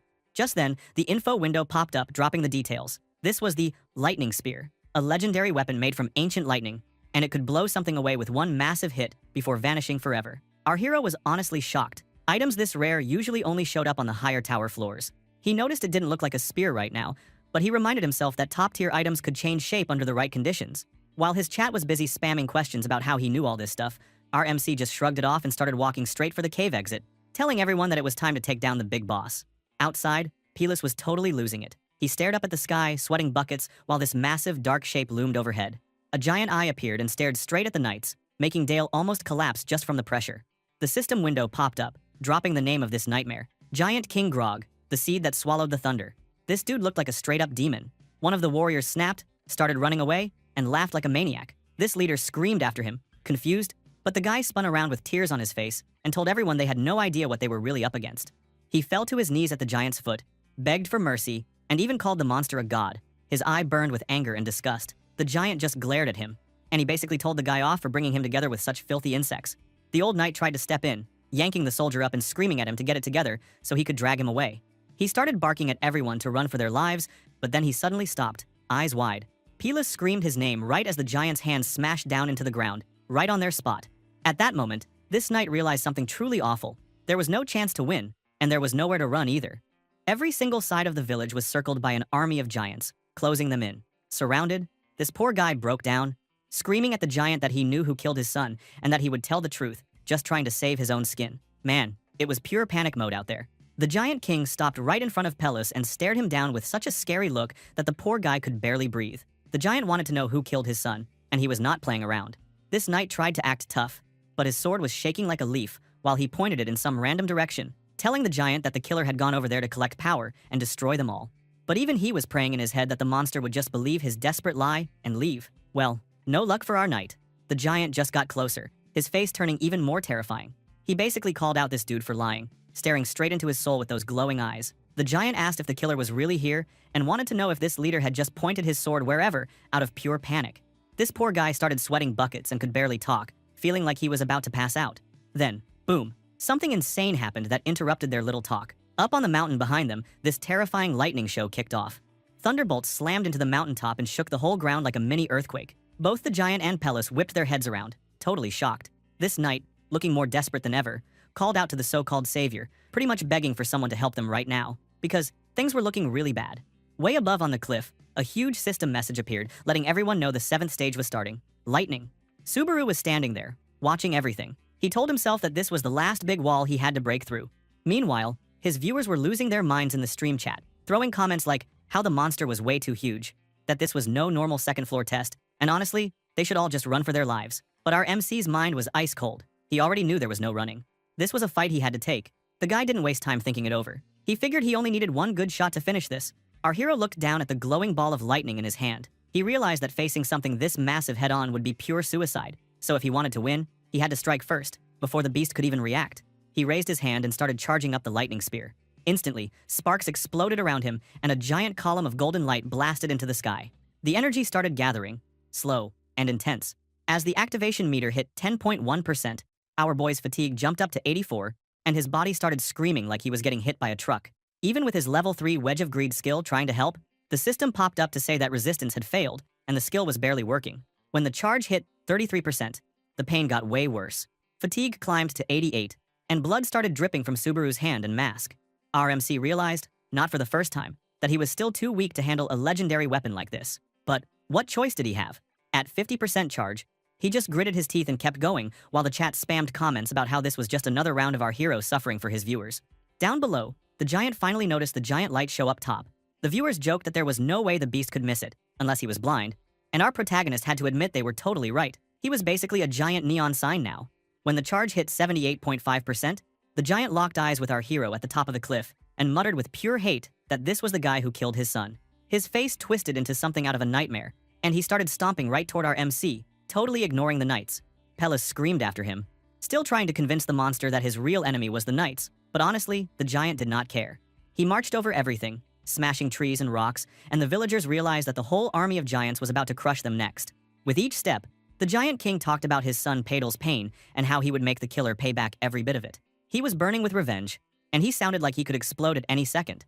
Up on the cliff, our boy watched the monster close in while the spear charge climbed to 88.5%. Sparks were flying everywhere, and things were getting out of control. Our MC checked his odds and realized he only had a 50% chance of hitting this thing, and the chat went wild, everyone warning that one mistake and he was dead. Our poor guy pushed everything else out of his head and focused hard on the target. For him, it all came down to this: hit or miss. He remembered a piece of advice from one of his old friends, who used to drill it into his head: never take his eyes off the target. The memory hit him hard, and he could see his comrade giving him tips, telling him that throwing a spear starts with focus, not with thinking about straight lines, curves, or the weight. His friend always said there was no point predicting enemy moves, just lock on and throw. And then he remembered that smile, the one that meant, hey, our hero was never like the other spear throwers. His comrade reminded him exactly who he was: Narukami Subaru. Bro, it was go time, the legend himself. Meanwhile, the giant king was barreling toward him, moving way faster than anyone would expect from something that huge. Down in the chat, our hero's fans were freaking out, spamming messages, asking what the hell he was waiting for, and yelling for him to throw the spear before he got stomped into the ground. But our MC paid no attention to the noise. He just locked his eyes on the monster, kept himself steady, and thought that he had to wait just a little bit longer. The giant kept coming, looking scarier with every step, but our protagonist did not flinch. He just waited. So chill it actually made people jealous. Finally, the system announced that the charge was at 100%. The preparation was finished. This was it. One shot, no mistakes allowed, or he was toast. The beast was right up in his face now, jaws wide open, ready to chomp down and end it. Our boy made his move. He let the spear fly, and bro, it was not just a throw. It was like a cannon made out of gold lightning. The spear became a huge beam, blasting right through the giant's head with so much power that the whole mountain shook. There was this enormous explosion. Sparks and energy went everywhere like fireworks on steroids. In his last seconds, the giant's eye went wide with shock, and he whispered his son's name, Vidal, as he realized he was finished. After the dust settled, our hero walked out of the smoke, looking like he owned the place. People in the stream could not believe what just happened. They said it was straight up madness and called it legendary. Right then, the system popped up with a notification that he had defeated the giant big boss, and our MC cleared the 7th stage. Level up? Hell yes. His level shot up 3 times, and his strength went up by 2. He got extra rewards too: more agility, vitality, focus, magic power, and a fat 5,000 achievement points. Oh, and he picked up a new item, the Thunder Heart. Then, our hero held up the glowing golden jewel in his hand and wondered if this was the Thunder Heart everyone talked about. Suddenly, pain ripped through him, and his vision went fuzzy. Next thing he knew, he was in this super weird place under a purple sky, standing on water that showed his reflection. He looked around, totally confused, and felt something huge and mysterious watching him from far away. The feeling was so intense that it was like a monster staring right into his soul. Our protagonist tried to talk or move, but nope, his body was frozen, and no sound came out. All around him, a bunch of creepy system windows showed up, repeating the same message again and again. Something unknown was watching him. Our MC just stood there, sweat pouring down his face, trying to figure out what these freaky things wanted. But before he could do anything, the scene disappeared, and he was back in reality, clutching the Thunder Heart, which was shining bright. The sky was clearing up, and the system sent him a new message. The main scenario called Thunder had started, and he should look for clues in the village using the Thunder Heart. Back in the stream, people were asking why Subaru was just sitting there like a statue. Then a new notification came up. Our boy had lost consciousness, and the live stream was now closed. Bro, the guy just sat on the cliff, staring at the clear sky, thinking maybe that whole thing he just saw was just a system cutscene. He got up, kind of embarrassed, and apologized in his mind to anyone still watching for blacking out again. People online were already making jokes about how he faints every time he does a big test. Our hero didn't care. He grabbed his tablet, looking ice cold, and decided it was time to collect his winnings.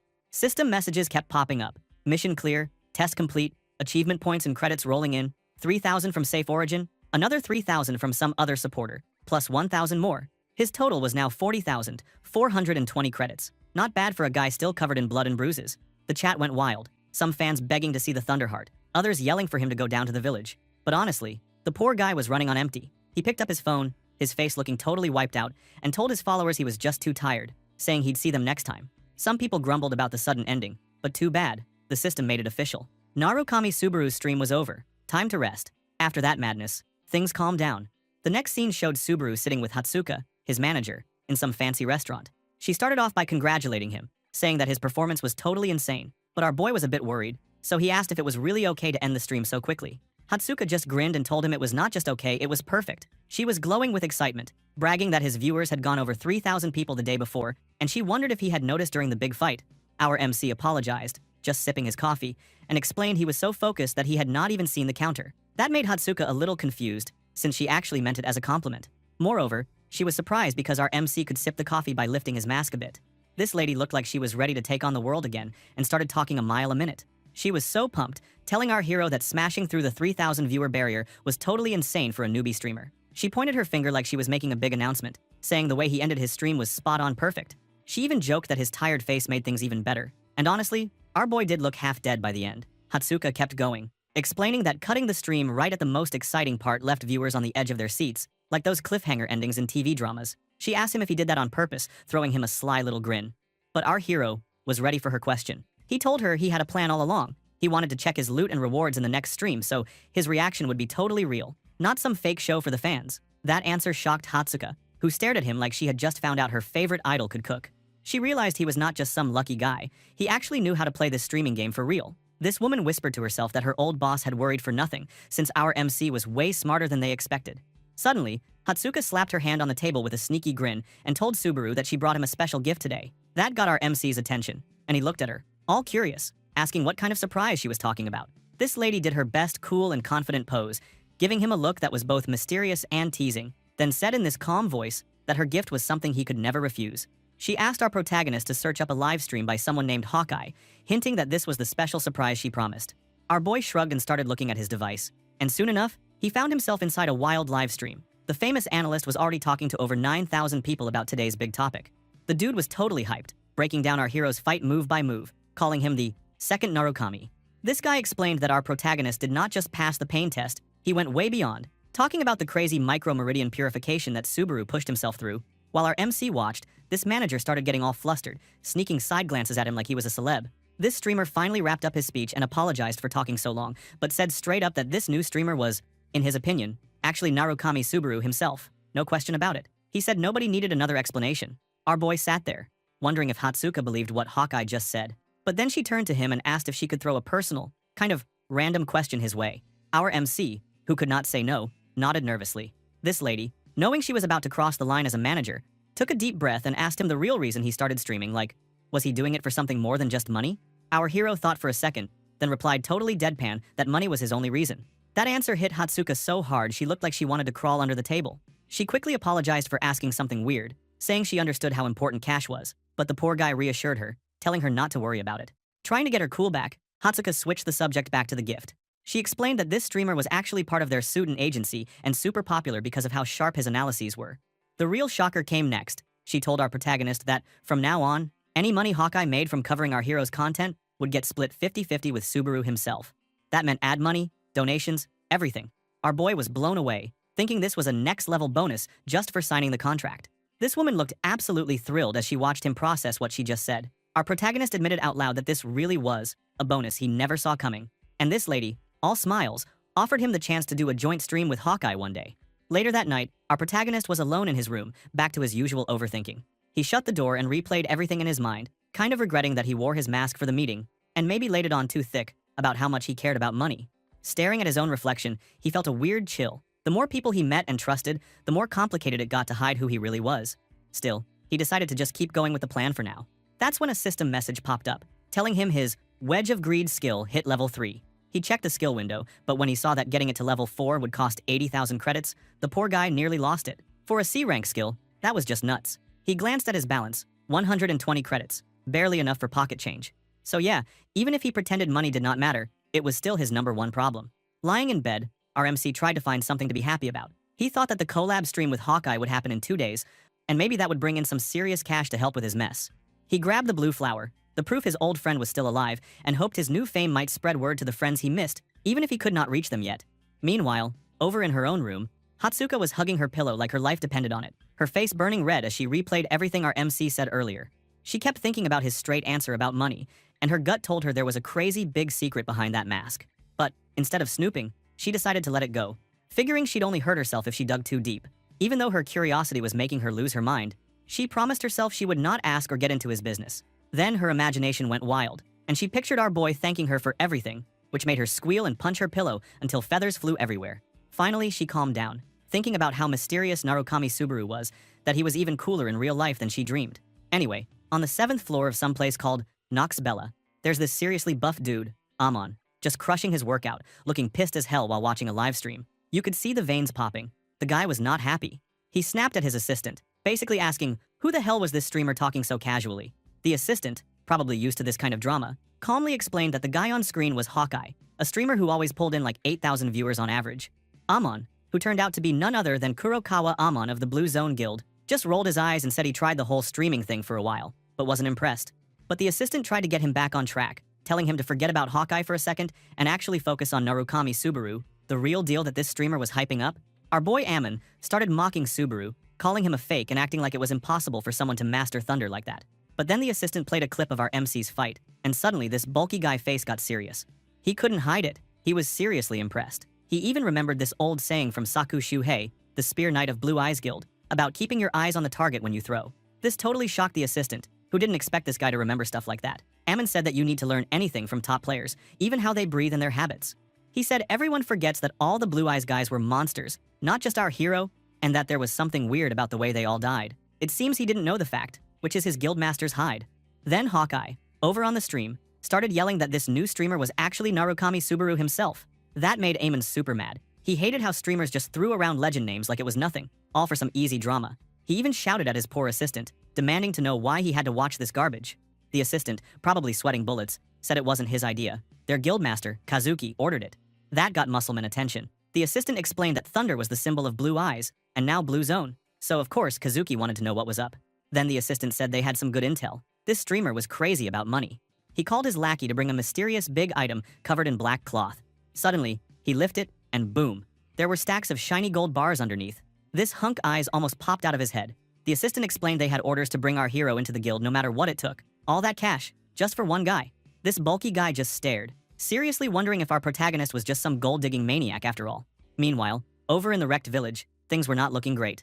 The system blared that the 2nd floor trial was starting, and the place was a total mess from the last giant attack.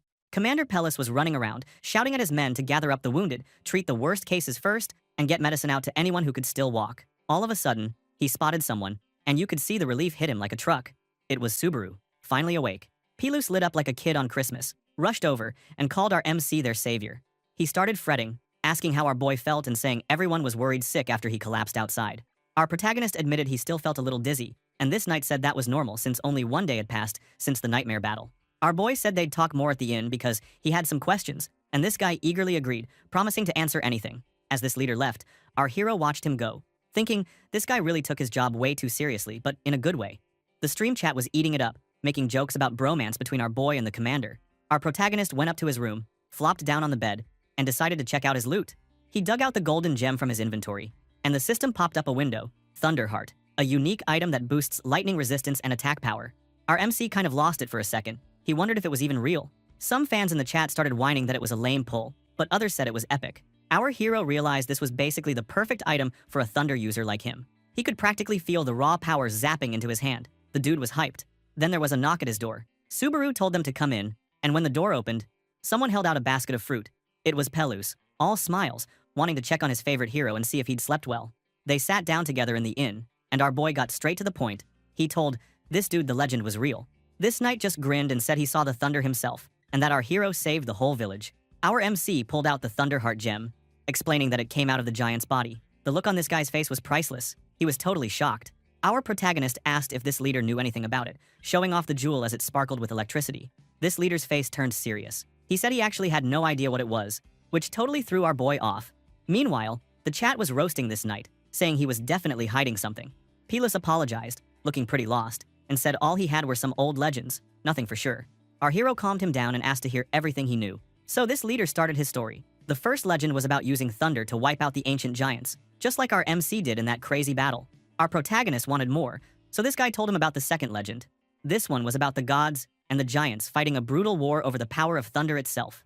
Our boy was floored, asking if that actually happened.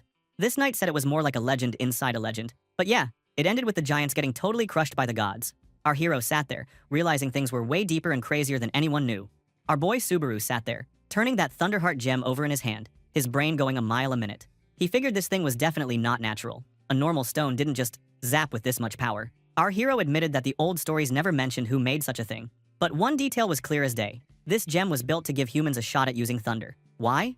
Because, back in the day, gods and giants were always at war, way out of human league. So some big shot made this tool to let humans actually fight back against those monsters. Wild, right? Before our MC could even process all that, a bunch of system messages popped up in front of his eyes, like always. The system congratulated him for reading through all the ancient human stories and told him he'd officially passed the thunder test. Then it dropped the good news. All those achievement points he'd been stacking up, 17,050 inches total, would level up his thunder skill all the way to level 3. Not bad, huh? But the system wasn't done yet. It announced he was about to be transferred to the 3rd floor, and suddenly, our hero's whole body started glowing like he was about to become a superhero. Palouse totally freaked out, shouting his name, probably thinking the dude was about to explode or something. But our MC just disappeared in a flash of light, leaving this guy with their mouths hanging open. When Subaru popped back into existence, he was smack in the middle of Ortanar, the big city on the 3rd floor. When he entered the city through the teleport gate, his mask appearance suddenly became the center of attention, making people stop and stare.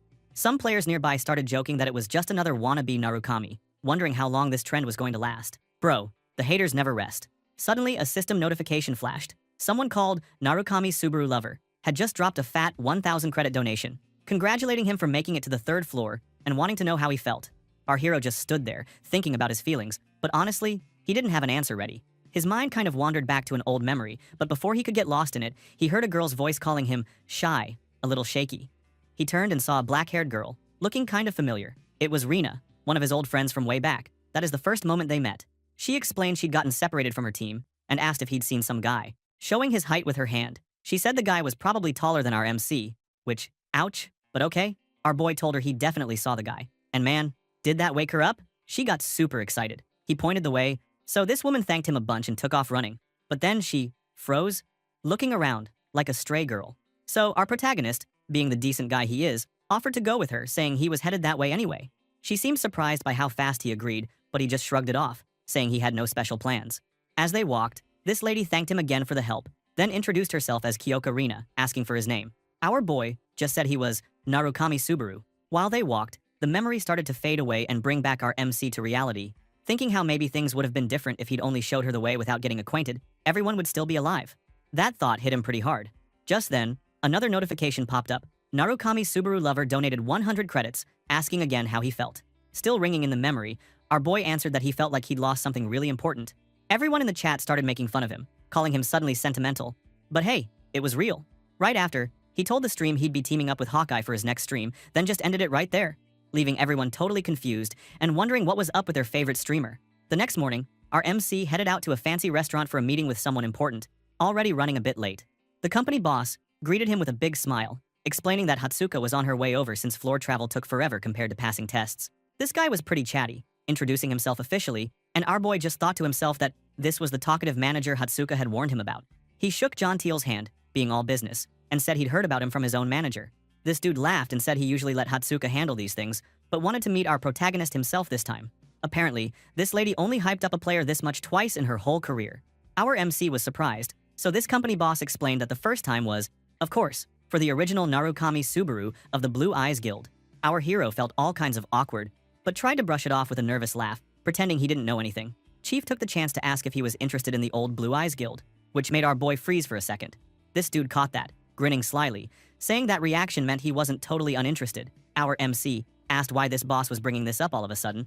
This guy explained that this was one of the main reasons he wanted to meet. He showed our hero his tablet, revealing that the big prize for the upcoming tournament on the 3rd floor belonged to the Blue Eyes Guild. Our protagonist couldn't believe what he was seeing. It was something seriously important to him, and just like that, he felt a wave of anger rising inside.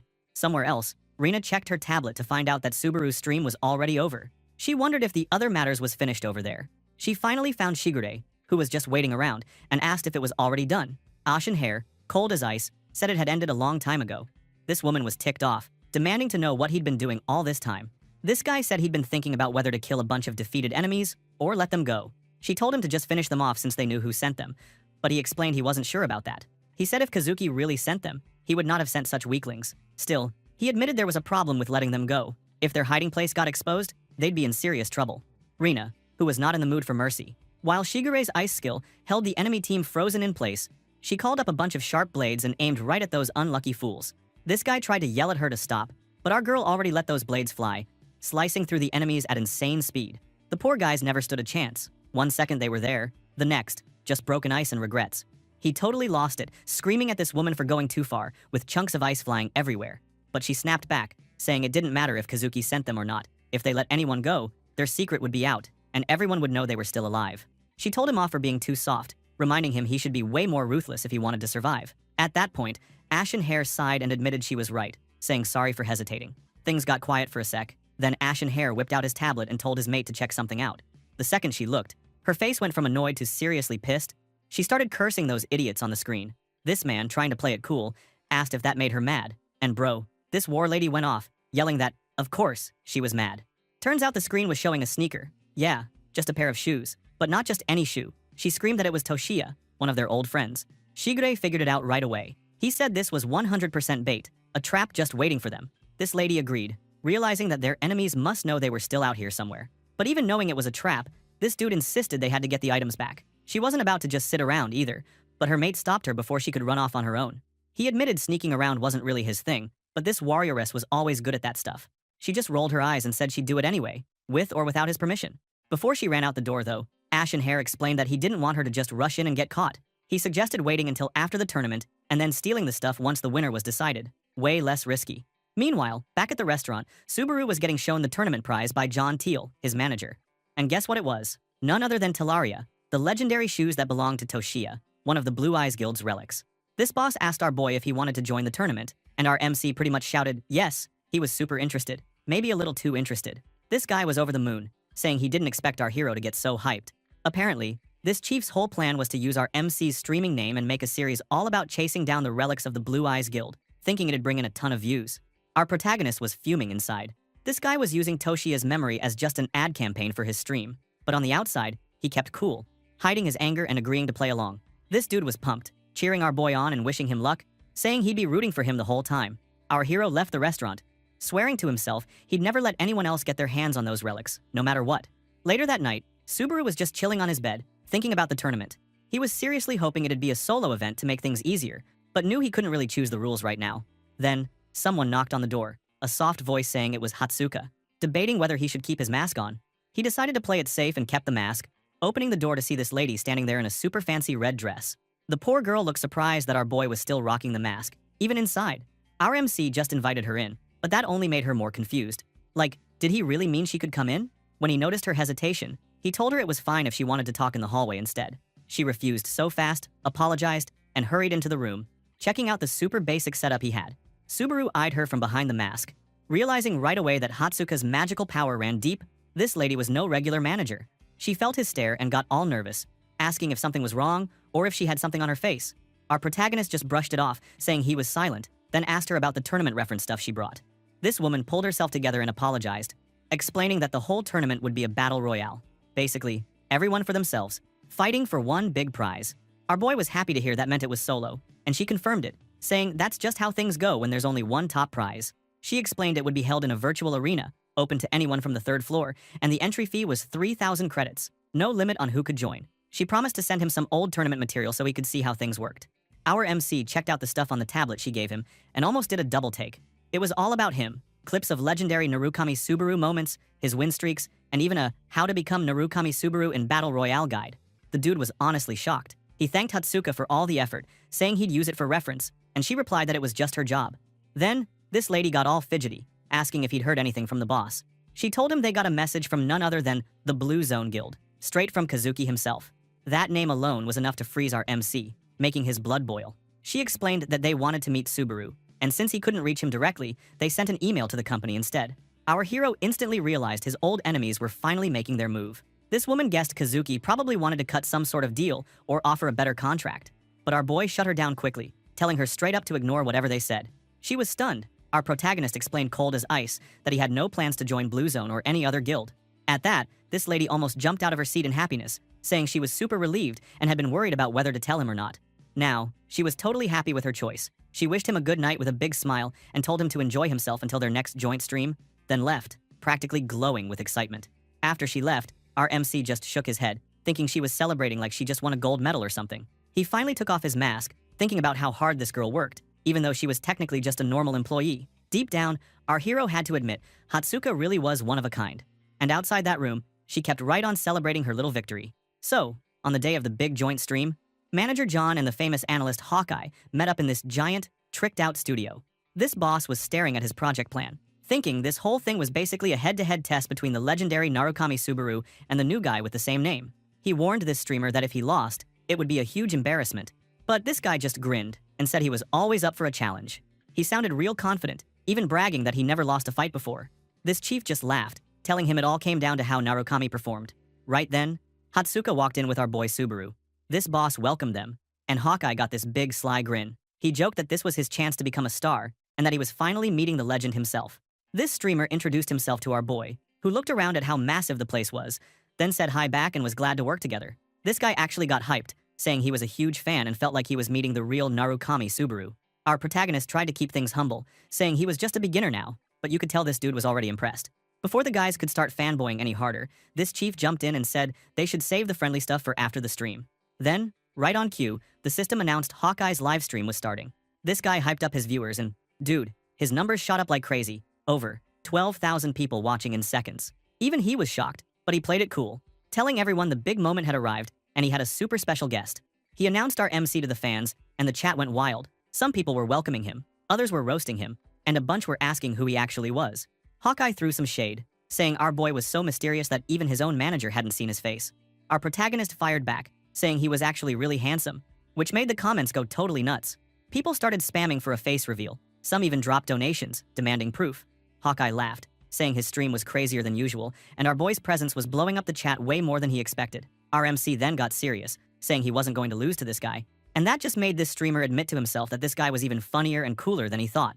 Our hero then added that he didn't have a single friend or girlfriend at the moment, which made Hatsuka secretly feel super relieved. Yeah, someone was jealous. This streamer called time on the jokes and said it was time to get serious. The system dinged, announcing the start of the test. He started explaining why he picked this challenge, as suddenly a whole army of armored robot soldiers showed up in the arena. He told the viewers there were 2 reasons for this test. First, it was perfect for measuring if someone could control their skills with real precision, and second, it would prove right now if what he said about Subaru being the best was actually true. The big leaderboard popped up for everyone to see, showing the top spot was held by none other than Narukami Subaru with 43 kills. Yeah, the OG legend. Right behind him were some other legendary players, Hades, Kazuki, and Asagiri Shigure. Someone in the chat dropped a sarcastic donation, trying to mess with Subaru, but our MC just answered with full confidence. He said if he wasn't sure he could win, he wouldn't have come at all. The robot suddenly lit up with evil red eyes and got ready to attack. The comments went wild. Some fans cheered him on. Others said there was no way he'd beat the record. Then, the quests started pouring in from the viewers. One dude even offered 10,000 credits if our boy could kill more than 43 robots, but if he failed, he'd have to show his face on camera. Our hero hesitated, thinking it was way too soon to reveal himself. But when more donations and similar quests rolled in, he gave in. He thanked everyone for the support and promised he'd do the face reveal if he failed. One viewer pointed out the bet was all risk for our protagonist, but the reward got split up, which sounded pretty unfair. Hawkeye agreed, and announced that every credit from this quest would go to our MC alone. This guy flashed a confident smile and slammed the timer button. 3 minutes on the clock. The robot army rushed at our boy from every direction. Our hero activated his thunder skill, his whole body glowing gold, then zipped around at insane speed, dodging attacks and smashing robots left and right. He got his first kill in just seconds. Hawkeye was stunned. He couldn't believe he was watching the legendary thunder power right there in real life. Our MC went all in, fighting harder and faster, breaking robot after robot with his fists. As the seconds ticked by, the robots got even crazier, their eyes burning bright red as they surrounded him. Did our boy back down? No way. He jumped high into the air, flipping and moving like a total acrobat, hopping from robot to robot just like the old days. Then he whipped out his sword and covered it in lightning, cutting down even more enemies. By now, his kill count hit 26 and there was still more than half the time left. Hawkeye and John watched, mouths open, and the viewers started betting he'd easily take second place, maybe even break the record. With only 13 seconds left, Subaru's kill count hit 41. The guy was locked in, totally focused. In those last moments, he ramped up the attack, smashing another robot for kill number 42. Only 5 seconds on the clock. The robots closed in around him, but Subaru's eyes just burned brighter. He got ready for his final move. With 3 seconds left, the robots came at him from every side. Our hero moved in a flash, and as the timer hit the last second, he leapt on another robot and dropped it with a perfect strike. The timer buzzed. The kill counter jumped from 42 to 43. Our MC did it. He tied the Legends record on his very first try. Chew on that, haters. The system blasted out the final results. Narukami Subaru, 43 kills, top of the board. Well, actually, the scoreboard now said Narukami Subaru was sitting in first place. Twice. That's right. Our hero tied the all-time record, and the chat totally exploded. Fans were losing their minds, dropping comments full of shock, hype, and non-stop congrats for this insane achievement. Hawkeye just stood there, looking like he'd seen a ghost. The guy's hands were actually shaking a little when he said, kind of quietly, that our MC had just matched the legendary Narukami Subaru's record. But then, he snapped out of it, fired up and grinning as he announced to everyone that it was officially a tie, asking the viewers what they thought of this wild performance. The comments poured in, and everyone was going nuts about how strong this new Subaru really was. While Hawkeye was still busy chatting with the fans and responding to donations, then a user with weird name, Feet Wiper Hawkeyes, donated too. The streamer thanks him, but also asked to change the username. Yeah, that seemed to happen a lot. Then, out of nowhere, someone in the chat asked if this was actually Narukami Subaru's own stream. Hawkeye quickly shut that down, saying, nope, not his stream. Suddenly, boom! Somebody with the name Reinhardt dropped a 10,000 credit donation. Even this steamer was stunned. Like, was this really the Reinhardt, the one-strike swordsman? The chat just lost it, spamming questions and wild guesses. He thanked this old man, sounding like a kid meeting his idol, and everyone knew this was a big deal. A high-ranking player was watching live. Our MC just kind of muttered, one-strike swordsman, under his breath, mocking the title. Reinhardt wasn't done either. He sent another donation, saying he watched Hawkeye's streams all the time and was actually inspired by our hero's performance. Hawkeye couldn't handle it. He was stammering out thanks, super humble for once. But Subaru, being our edgy boy, was just wondering what Reinhardt was even doing here. Was he here because he figured out what happened to his son Isaac? Our boy was definitely thinking about trouble coming his way. Then, Reinhardt donated again, offering to do a collab stream with our MC. That set off alarm bells for manager John and Hatsuka. They almost jumped out of their chairs, waving their hands, trying to signal our hero to say yes. But our protagonist just turned it down, saying he needed to focus on his own tests right now. You should have seen this boss and this lady faces. They looked like they'd just watched someone throw away a winning lottery ticket. Our protagonist apologized to Hawkeye, saying he'd used up all his energy and asked to end the stream. He didn't care about Hawkeye's whining or the chat's complaints. He just walked off, totally ignoring them. John and Hatsuka ran after him, still in shock. They couldn't believe he just tossed away such a golden chance. Collabing with a ranker was like getting a free ride to stardom.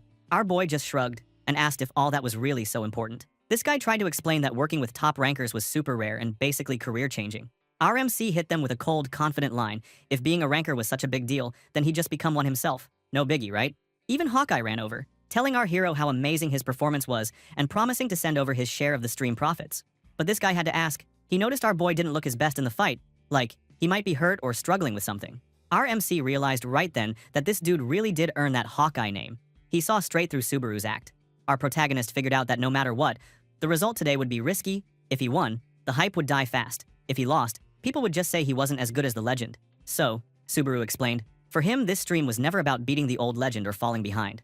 It was about putting both versions of Narukami Subaru on the same line, showing the world they were equals for now. That was the real win. A tie was the only perfect move. This dude, still curious, asked if our hero could have beaten the record if he really tried. Our MC just dropped a cool, who knows, and said it didn't matter. The result was set, and now it was up to everyone else to decide what it meant. With that, our hero walked away, leaving everyone, managers, fans, even Hawkeye, stuck in their own thoughts, trying to figure out what just happened. Somewhere far away, over at the Golden Lion Guild, things were getting violent. A massive guy. Yeah, this was Reinhardt himself, Guildmaster and official ranker 121, smashed his table in pure rage. He was shouting about how our boy was a disrespectful brat. Dude had just watched Subaru's stream, and he was not happy. His assistant crept in, trying to look calm, but this old guy was steaming. He pointed at the screen, yelling about our protagonist, refusing his collab offer. This angry dude admitted he'd wanted to crush this rookie live on stream and shut up all the annoying rumors, but our boy's refusal totally ruined the plan.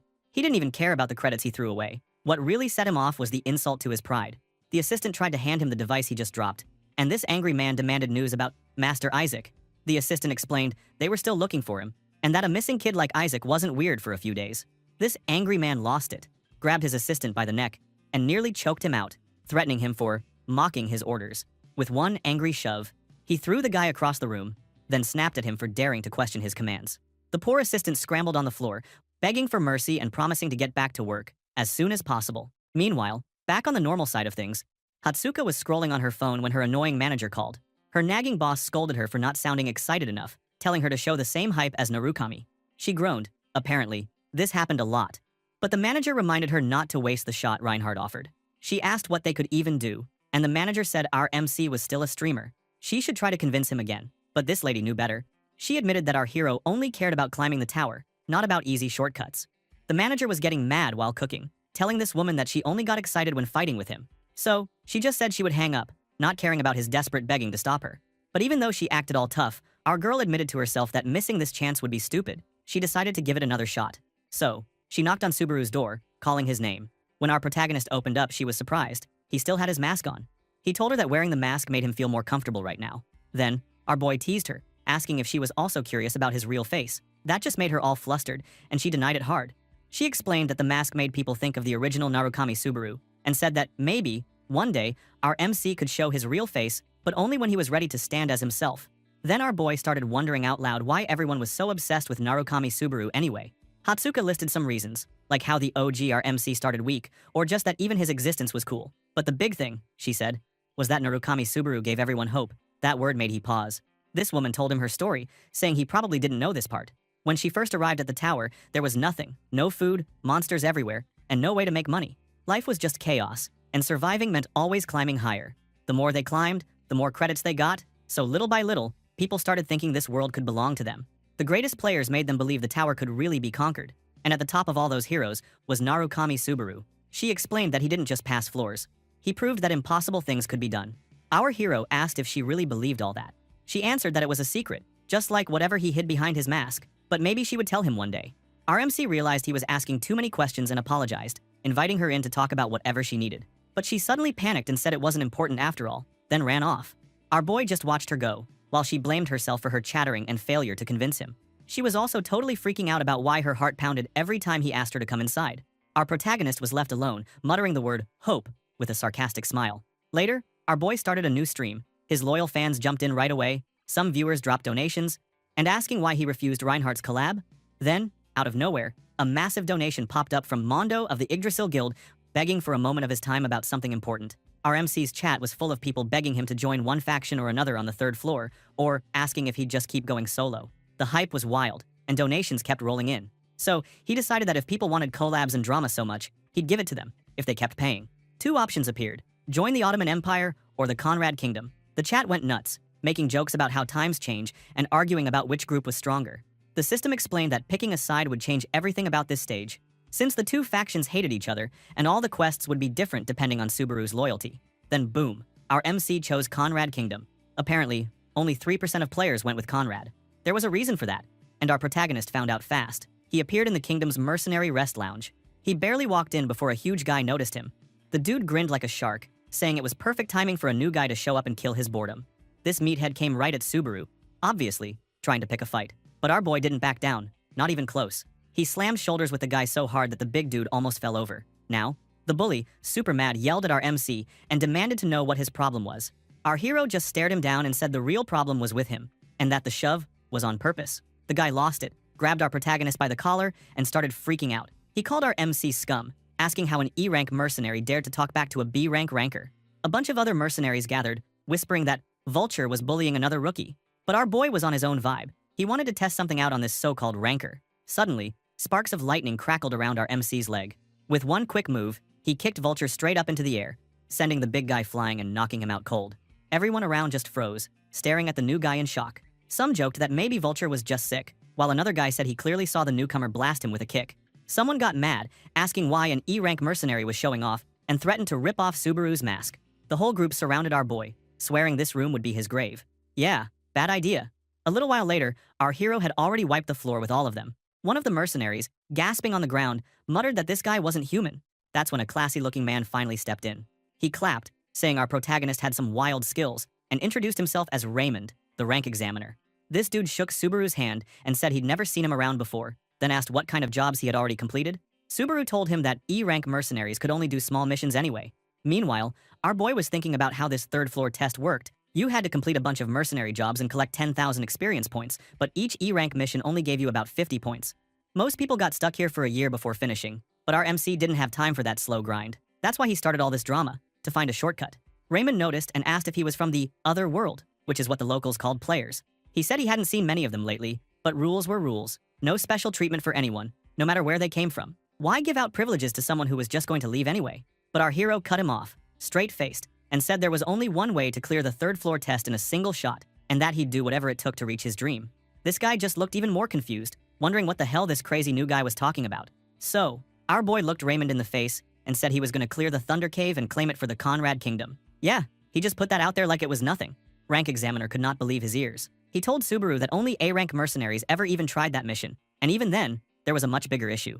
Subaru just nodded, acting like he already knew all this. He explained that the Thunder Cave was a huge rivalry thing between the Ottomans and Conrad. See, nobody, player, merc, or knight, had cleared this dungeon in all recorded history. The two kingdoms had been fighting over these mountains forever, but there was only one easy way through: Thunder Cave. That passage meant you could rush your whole army through and crush your enemies. No wonder both sides wanted it so badly.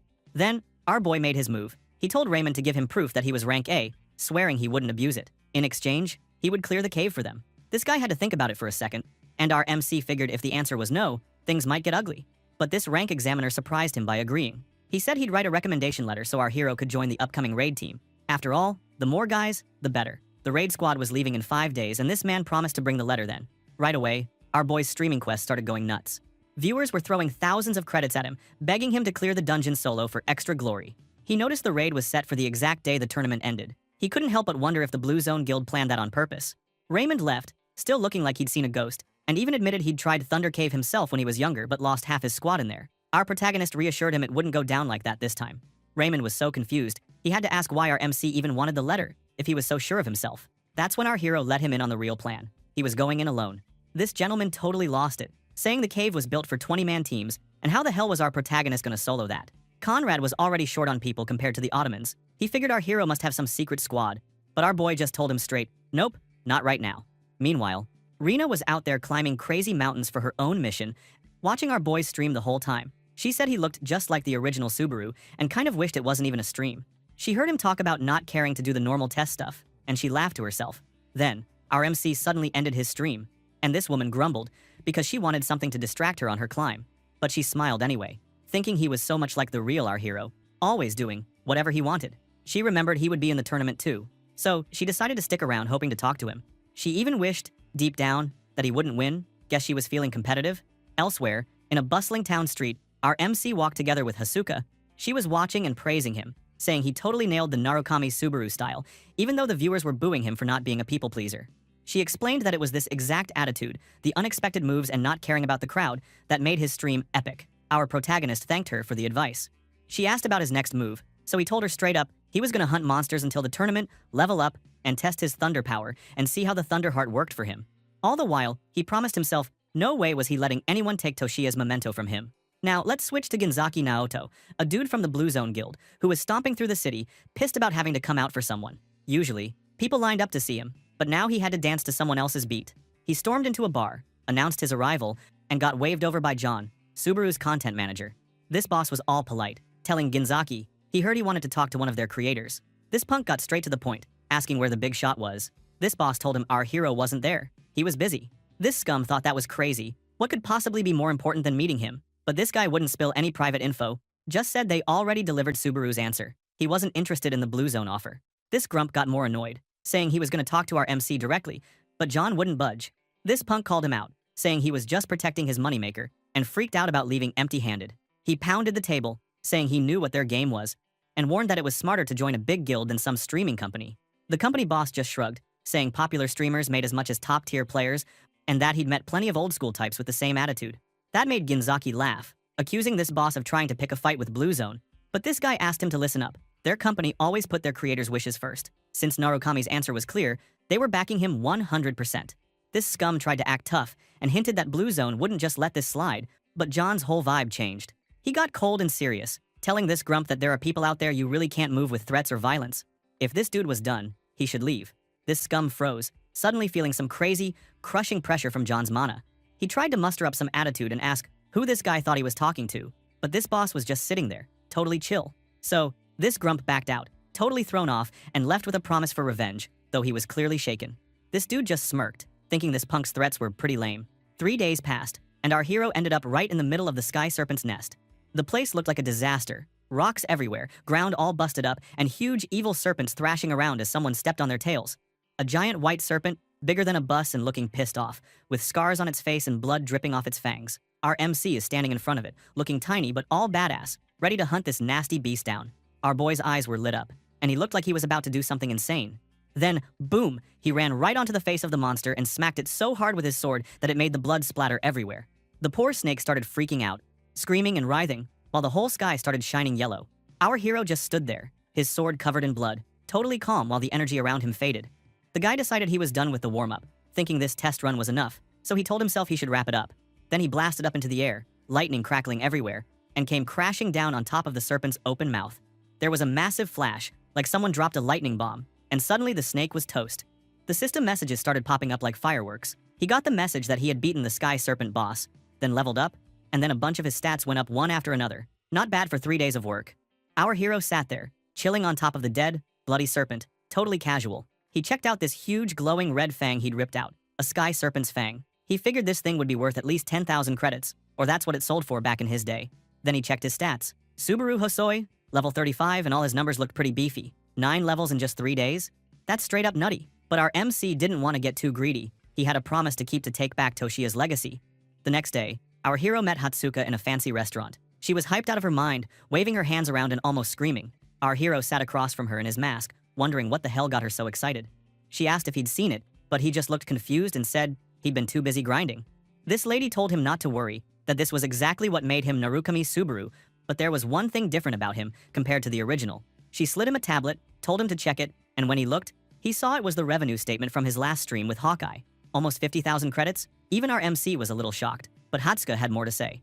She started talking about her friend Seong-hyun, some gambling freak she wasn't exactly proud of.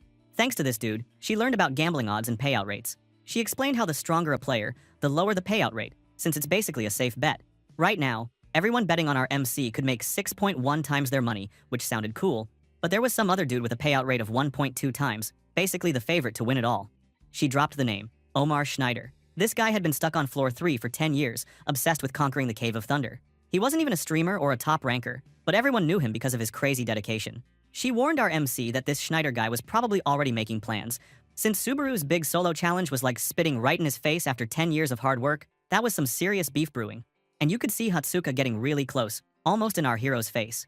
Our protagonist called her out for it, and she jumped back, blushing and flustered as hell. She tried to play it cool, but you could tell she was worried. She warned our hero that between his Cave of Thunder plan, the tournament, and the next trial, it was almost certain he'd run into Schneider. She begged him to be careful. Meanwhile, in Ortainarl, a city on the 3rd floor, a carriage was zipping through the streets at night. Some angry bald dude inside was ranting about finally meeting that cocky bastard who said he'd solo clear the Cave of Thunder. His red-haired buddy tried to calm him down, saying the guy probably didn't even know what kind of nightmare that cave was. But both of them were just talking big in front of their captain, Omar Schneider himself. Omar looked out the window, calm and serious, and told them he wasn't bothered. He admitted our MC had the reputation to brag, called him the new Master of Thunder, and honestly seemed to respect him a little. His subordinates were still salty, saying that just because someone mastered Thunder didn't mean they were the real Narukami Subaru. But this tough guy shut him down hard, saying now wasn't the time for envy or trash talk. He even said he could respect our MC if he had to.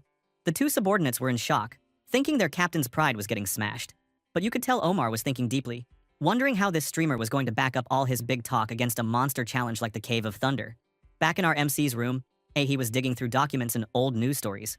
He called Omar messed up in the head, saw that the dude only started streaming 5 years ago, and joined Blue Zone around then. He found a headline about this warrior nearly reaching the bottom of the cave and realized there was probably an inside favorite for the tournament, which explained a lot.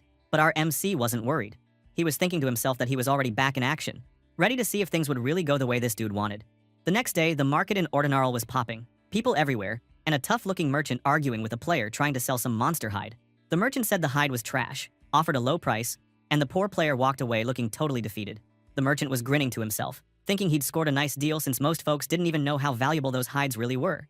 Suddenly, our hero walked up, masked and holding a glowing red fang, the sky serpent's fang. The merchant's eyes nearly popped out of his head, realizing this was some S+ grade loot. But instead of being grateful, this dude started scheming, thinking he could rip off the seller, pro or not. He tried to lowball Subaru, calling it high B to A rank, saying it had a scratch, and that the market was flooded with fangs lately, so he couldn't pay much. He offered 8,000 credits with a big fake smile. But our MC was thinking maybe that wasn't so bad after 20 years out of the game. But then, guess who showed up? Omar Schneider himself. He saw the fang and instantly knew it was worth at least 15,000 credits, since those things were rare. He called out the merchant's nonsense, and the guy started sweating buckets. Then, the moment everybody was waiting for, this man stared straight at our hero and asked if he really was Narukami Subaru. Our MC just looked right back at him and called him Omar Schneider. After that, they moved to this fancy cafe. Our hero, masked up and legendary as ever, was sitting right across from Omar Schneider. The blonde in the background was whispering, "Is this really this guy?" Our hero was not wasting any time and told this man, "Just get to the point already." Our MC looked down at the table, thinking in his head that this whole vibe was weird. Like, was Omar really the kind of guy to mess with parfaits? For real? Parfaits? This dude was eating ice cream with a tiny spoon like he was at some kid's birthday party. That image did not match his scary reputation.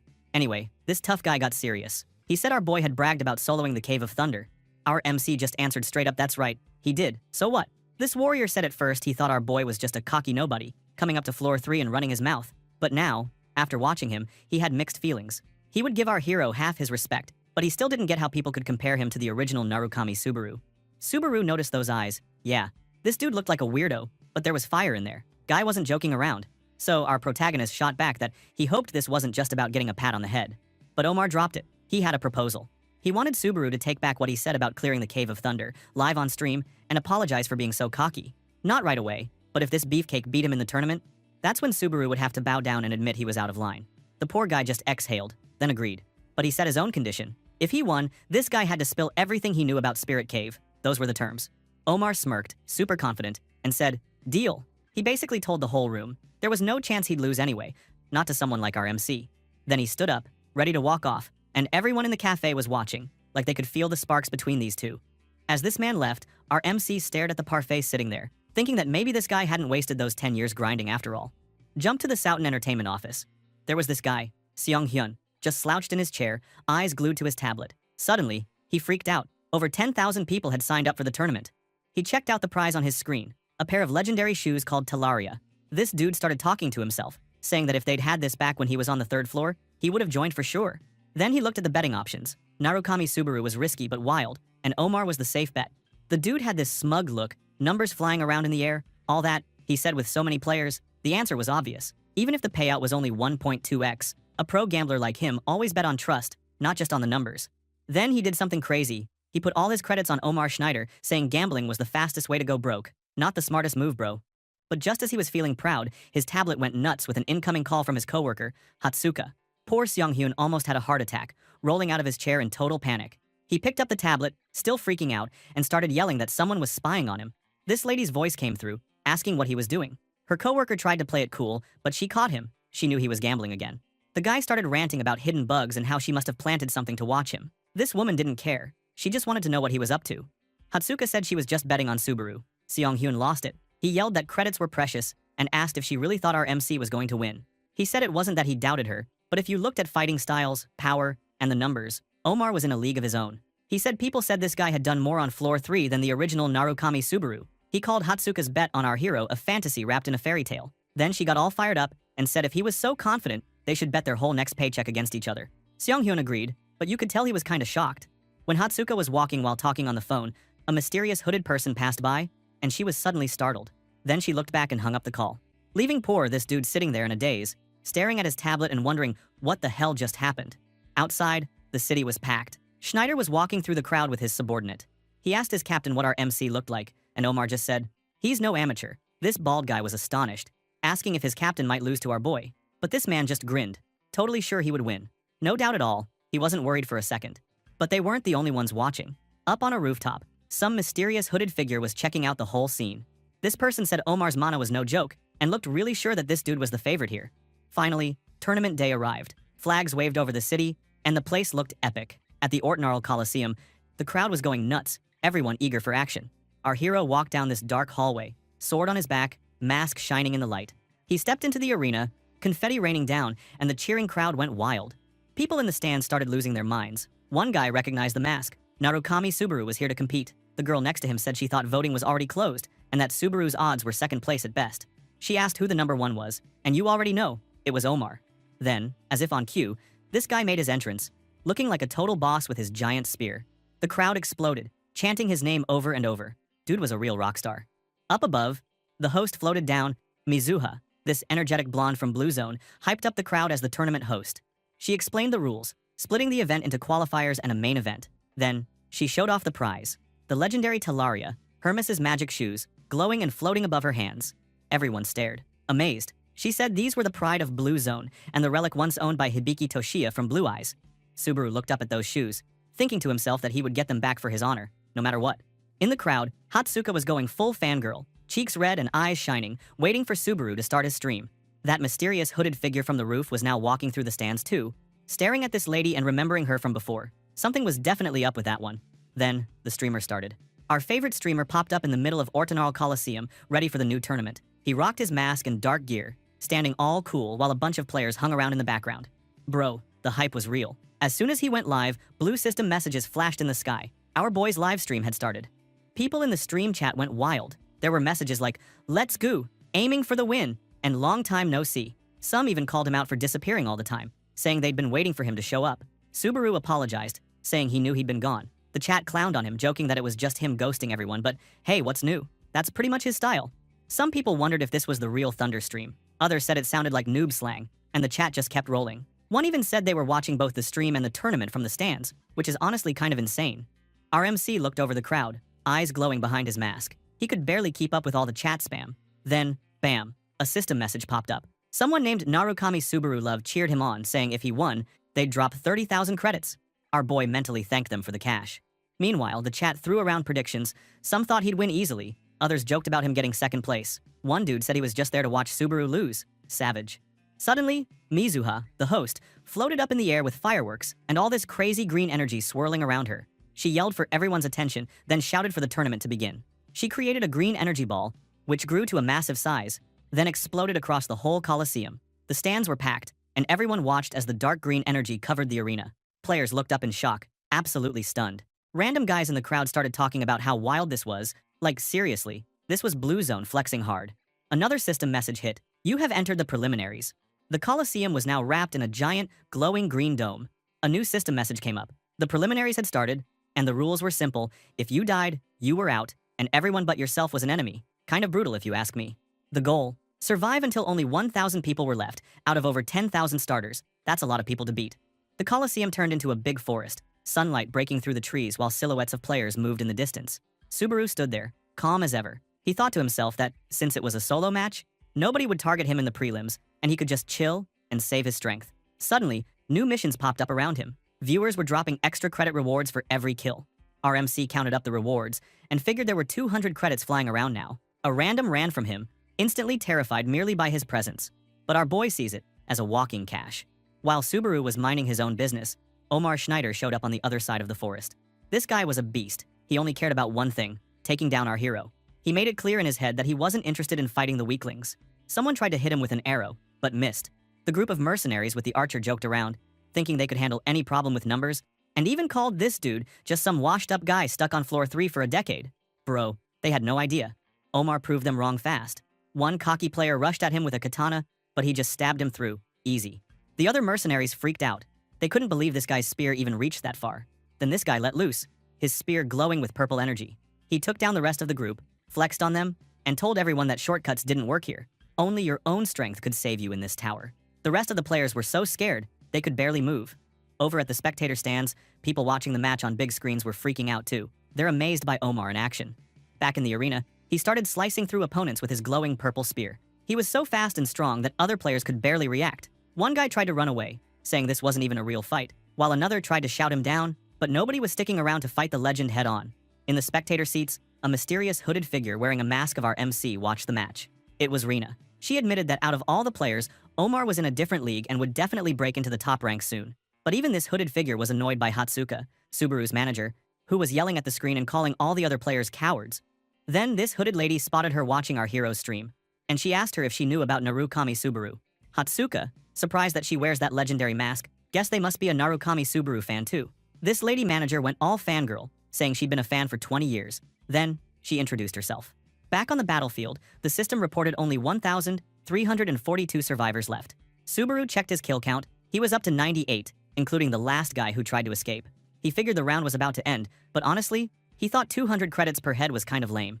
A little light bulb went off in his mind. Maybe he should just pull all the players out of hiding and finish this faster. So he unleashed this insane golden energy that blasted through the forest, making it super obvious where he was. The chat lost their minds, saying he was trying to farm aggro. Everyone else was trying to hide, but our boy was just flexing, loving the attention. So he released his thunder power, instantly cutting off the trees around him. Bro, that was not environmentally friendly. And then, the forest got all quiet and weird, and that's when a worthy challenger showed up. Omar Schneider, himself. This dude stood in the middle of the scorched trees, standing around his enemies he'd just killed and looking all deadly. He saw our MC and said he finally found him, but our protagonist just calmly said he found the guy first. Classic MC power move. The chat blew up again, saying a big shot was coming.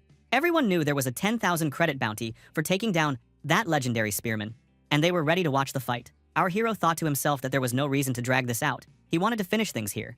The Spearmaster expressed his relief at not having to entice him out, and that he finished him immediately. But honestly, our boy looked more than ready to show everyone who really ran the arena. Man, these guys were about to throw down hard. Anyway, now, the system threw up a big, purple hologram, reminding everyone that there were only 1,202 survivors. Our MC was moving so fast, his eyes glowed yellow from behind his mask, and everywhere he went, purple energy exploded out, like lightning. The arena looked like a hot mess, all twisted and cracked from his speed and power. If you blinked, you'd miss him. But it wasn't just our hero causing trouble. Somewhere else in the arena, his enemy was standing in a scorched patch of forest, looking like he was born to fight. He figured that with 202 people left, he still had plenty of time. Bro, that was confidence. Now, Subaru, holding this crazy red sword, was studying Omar's moves. He thought to himself that the last attack wasn't a skill, it was actual martial arts. He realized that if he missed even the tip of his spear, he was as good as dead. And get this, that spear could hit places regular weapons couldn't even dream about. Yikes. Soon enough, he was dodging these wild energy blasts from his enemy, twisting through the air, purple energy swirling all around. Then, the system started dropping secrets about our boy's weapon. That unnamed demon blade was sucking up his life force.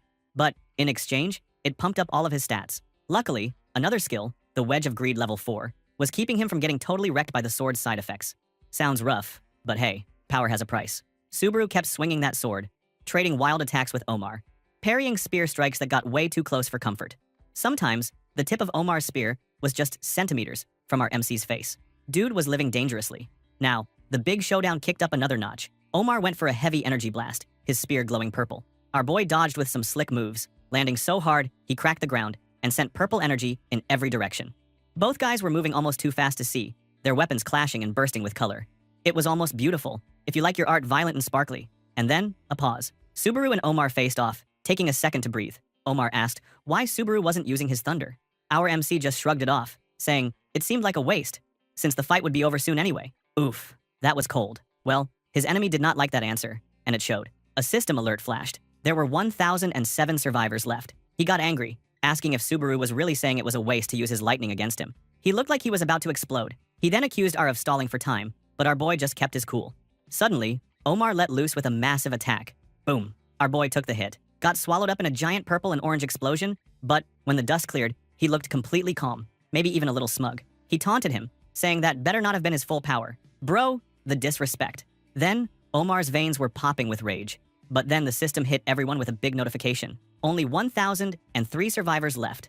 And just for a minute, it went to be only 1,000 survivors left. The prelims were over. He, now surrounded by a green glow, stared at our bot with fire in his eyes, promising that Subaru better be ready next time. Then, just like that, he started to fade away, removed from the arena. Meanwhile, our MC, surrounded by green light, realized the 10,000 credits stash on hold till then. As the light got brighter, the system announced he was being moved to the waiting room.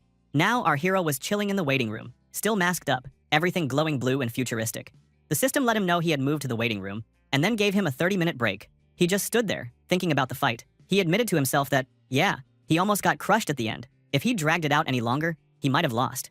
Then, he checked his stream. The live sign was on, and there were 11,009 people watching. The chat was going crazy. Some folks were saying he almost made it, others wished for more time, and a few even said they were so excited they forgot to breathe. Gotta say, our boy was becoming a real star.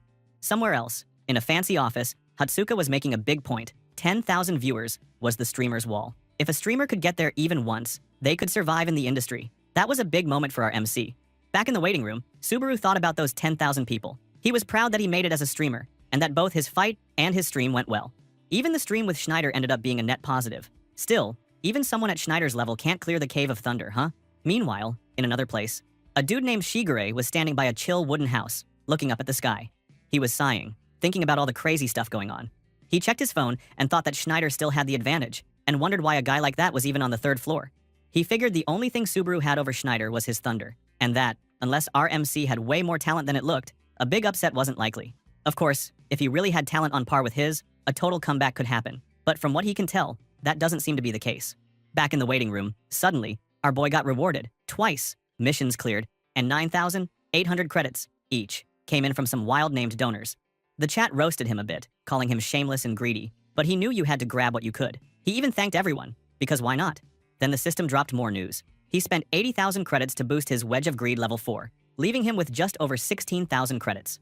The skill now suppressed the side effects of anything he used. Not bad, but the next upgrade? Bro, 160,000 credits. Our protagonist looked at the screen, thinking B rank was pretty cool. Maybe now he could try that thing, whatever he had in mind. Meanwhile, the chat kept talking about how greedy he was. But honestly, it made for good entertainment. Anyway, in another location, night had fallen over a massive tower, glowing green, and looking all kinds of mysterious. Down below, a huge arena was shining with bright lights. The mood was serious. Inside a big guild HQ, Mizuha stood staring at this floating cube with some dark shoes inside. She was worried. She wondered if the rumor was true, that a thief was after those shoes. And maybe that thief was even in the building right now. Then, boom, someone called out her name. Reinforcements had arrived, led by Kurokawa himself. She was shocked he'd come all the way down to the 3rd floor. He said the guildmaster was in a bad mood, not just about Subaru and Schneider, but also because of another, different problem cropping up. Dude didn't look happy. Meanwhile, in the spectator stands, things were getting interesting. Hatsuka sat next to Rena, in her mask and cloak, who had a magical glow around her hand. She noticed that a girl besides her had crazy magic power, and wondered why someone like her was down here. She was pretty suspicious too, thinking the girl might be an assassin or something. These girls were not here to make friends.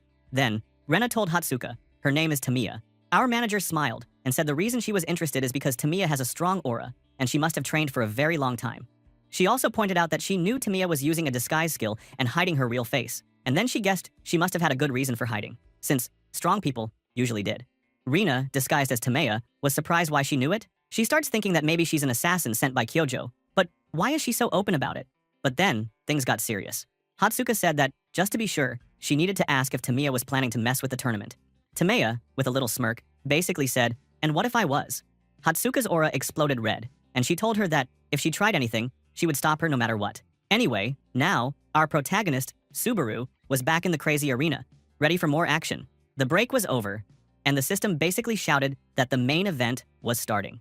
The floor started glowing, and suddenly, a bunch of players popped up all around him. Everybody looked confused as hell. Some were yelling, asking what was going on, or how someone was suddenly next to them. One guy said he didn't even hear anything before being moved. Suddenly, a tiny, fairy version of Mizuha floated up, waving a wand like she was about to drop some girl power magic on everyone. Then, boom, the system explained the rules. This round wasn't just a simple fight, it was all about territory capture. Every player got their own turf, and only 2 people could be in one space at a time. If you beat the other guy, you could take their territory for yourself. The player who captures the most territories within the limit is the champion. The winner even got these wild-looking golden and black shoes called the Teleria. Mizuha teased everyone, saying they'd find out who got the shoes in 2 hours, then zipped away as the floor turned into a rainbow grid. The match started. Each player stood on their own colored square, not wanting to be the first to jump in. Our boy stood on a yellow square, just watching, thinking that, of course, everyone was being cautious. His plan was to wait, because fighting right away would only win him one little square, but if he bided his time, he could maybe grab a bunch later. But our boy wasn't fooling anyone, not even himself. He remembered he had 300 credits riding on each player he beat, so being patient just wasn't his style. Next thing you know, he was a blur of violence. He just tore through the crowd, sword glowing, purple energy everywhere, and dude was absolutely merciless. Blood splattered all over the bright grid, and players didn't even know what hit them. Some tried to beg for mercy, but they got knocked down before they could even finish their sentence. One poor guy on the ground was just thinking, where the hell our MC even went? While all this chaos was happening, the livestream chat was blowing up. People were talking about bloody hammers, laws of physics, and how greedy our MC was for going so hard for credits. But hey, that's what made him entertaining. After the massacre, He was standing over another defeated player, sword dripping blood, looking kind of bored. He thought the third floor was actually not that tough. There was a huge gap between him and Schneider. Then the system threw up a warning. Another dude, Don Chow, had entered Subaru's territory. And now they couldn't leave until one of them got knocked out. The bald guy showed up, all serious and ready to fight, and asked if our boy was the famous Narukami Subaru. The chat started buzzing about Don Chow too, saying he was from the blue zone and maybe used to work for Schneider. Some folks in the chat thought this match could actually be spicy. But the bald guy, in his head, was worried about getting in trouble for beating Subaru here. Still, he jumped right in, swinging his weapon and moving like a maniac. He even yelled an apology to his captain, Schneider. Bro, this guy was dramatic. Their weapons clashed in a flash of light and sparks. But Subaru's sword just cut his weapon in half, like it was made of plastic. Don Chow hit the floor, totally crushed, and mumbled that he was taking back everything he said earlier. Subaru just stood there, looking at the guy like, was that it? The chat roasted him so hard, calling him a one-swing swordsman, even though he wasn't a swordsman at all, and wondering how he even got into Blue Zone. Suddenly, the system announced that Schneider, was entering Subaru's territory. The chat went wild, saying, Schneider must have been waiting his turn for this showdown. Then, this big rival appeared, looking like he was ready for revenge. He glared at Subaru and charged in. That purple spear of his glowing with energy. The two of them clashed, sword versus spear, gold against purple, the floor lighting up under their feet. Schneider planted his spear in the ground and told our boy to use his lightning, saying that if Subaru didn't, he'd be dead on the next attack. The chat couldn't figure out if Schneider wanted to destroy our boy or help him grow stronger. Some even joked he was being a gentleman, waiting for a transformation. But he didn't back down. He stretched out his hand and let golden lightning crackle around his arm. The system lost its mind, shouting out message after message. Subaru's lightning skill powered up. His Heart of Lightning was resisting all the bad side effects. And his Wedge of Greed, Lu 5, was canceling the backlash. Bro was basically a cheat code at this point. Then, he formed a whole spear out of pure lightning in his hand and told Schneider that only weaklings ran away. He was so shocked, he started freaking out, wondering if Subaru could really just make a weapon out of lightning like that. Our boy then flipped the question, saying, if Schneider thought he looked like he was running, then what about him? He asked him if he was planning to run away instead. That rival looked like he was about to cry from the pressure, but he shook his head and said, no, not this time. Just then, he started thinking back to a talk with Don Chow from before. The bald guy had asked why Schneider was so obsessed with the Misty Cave, especially since he was strong enough to reach much higher levels. He said it was because people like him got so focused, they sometimes forgot the real reason why they started. He called it reliability, if you wanted to sound cool, obsession, if you wanted to be honest. He said his life would change, depending on whether he could overcome this challenge or not. Back in the arena, Schneider powered up big time. Purple energy exploded around him, his arms and legs glowing as he got ready to give it everything he had. In his mind, he said he could never give up, and now, Subaru was becoming his new obsession. Then, he rushed our boy, with everything he had, purple energy spear blazing. At the same time, Subaru thought he would show Schneider respect for his 10 years of grinding, and swore not to hold back. Subaru turned into a golden streak, flying down at him with lightning energy bursting all around. The two of them slammed into each other, spear against spear, purple against gold. The explosion was insane, energy swirling, the floor shattering, and the entire arena getting rocked by a storm of color and power. Golden lightning shot up like a pillar, with purple energy mixed in, and the whole place was swallowed up in the light. First off, up in the arena stands, Hatsuka was on fire. She was finally told the reason she was here, and why want to stop Tameya, if she was messing around with the tournament. She yelled that she was Narukami Subaru's manager, and she looked like she was about to fight the whole world to protect his stream. Then, she smiled again, and said if the tournament got ruined, the stream would take a huge hit, and there was no way she was letting that happen. Tameya was standing there with his jaw on the floor, totally shocked, asking if she was really his manager. The manager bragged that it was true, and she had to fight off a bunch of idiots to get her job. Dude, she was flexing hard. Just right then, Tameya started fangirling, saying he'd watched her stream since the Wolf Warrior battle. Then Subaru's manager looked at her and asked, is she also originally a fan of Subaru? But right when the fan talk was getting going, the whole arena blew up. Like, literally, a massive explosion of golden lightning hit the floor and lit up the place like the sun. People in the stands freaked out as the light kept getting brighter and brighter.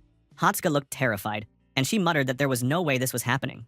Bro, the whole ground was shaking. The fight between Subaru and Schneider was tearing the arena apart. Down in the middle of all that chaos, you had our MC, Subaru, standing like an absolute boss, with golden lightning swirling around him. The place was trashed, cracked ground, blood here and there, and Schneider, yeah, he was still standing, but he looked wrecked. He had blood coming from his mouth, his armor was broken, but his eyes still burned like he wasn't finished yet.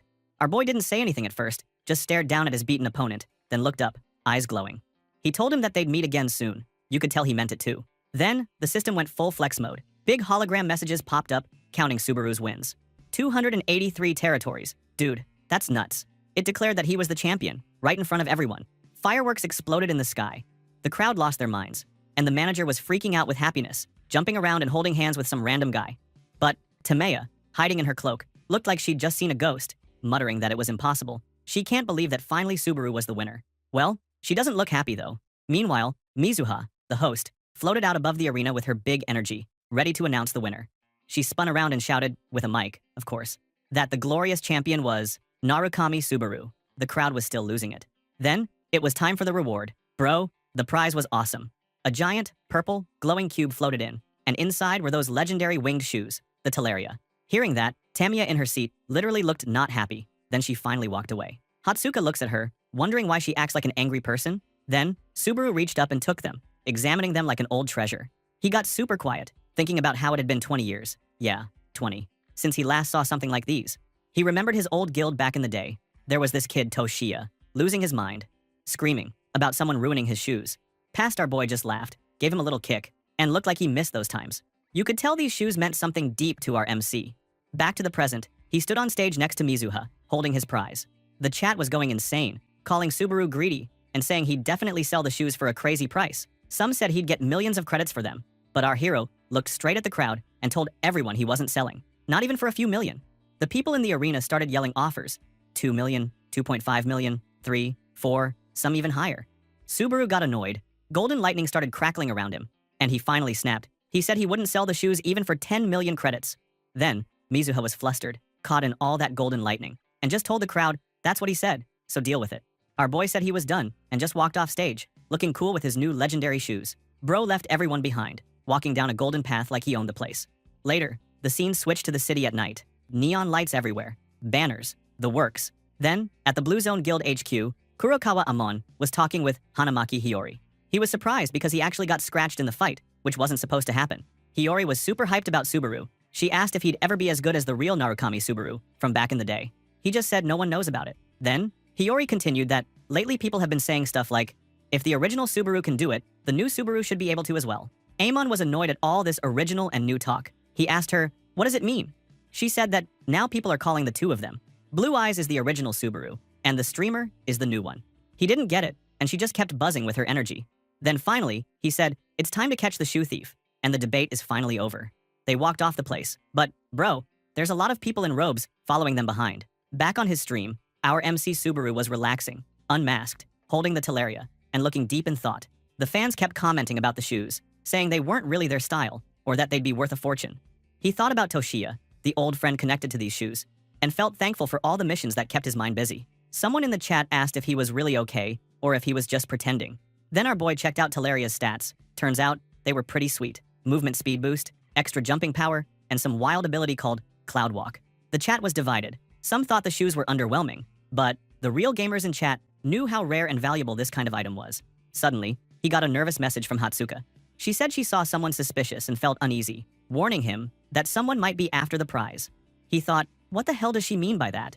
Meanwhile, somewhere else in the arena, a mysterious figure in a cloak and mask, just like Subaru's, was lurking.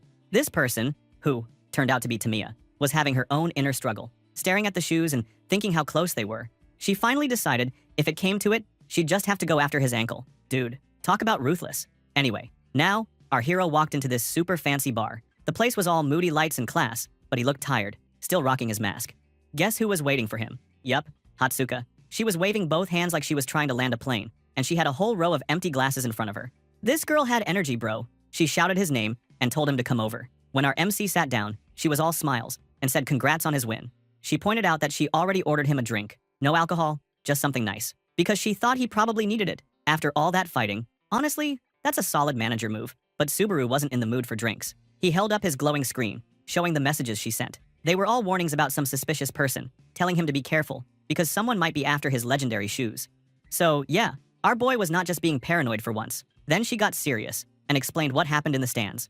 She said she met this weird girl, totally hiding her face with a mask, just like Subaru's. At first, Hatsuka thought the girl was sketchy, but then they started talking, and, turns out, the girl claimed to be a big Subaru fan too. They hit it off and chatted forever about him. She actually started to like her, but then, right when Subaru won the tournament, that masked girl's face changed hard.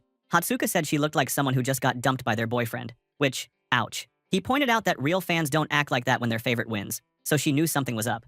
And then, poof, the mystery girl disappeared. She tried to keep up, but the girl was way too good at hiding. She admitted she couldn't find her no matter how hard she tried, and Hatsuka knew that meant this girl was no casual player.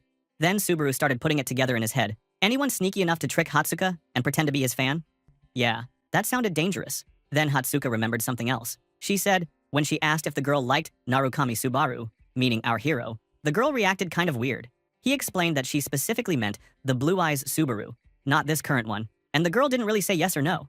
It was like she was lost in old memories or thinking about something sad, but, for sure, she didn't deny it.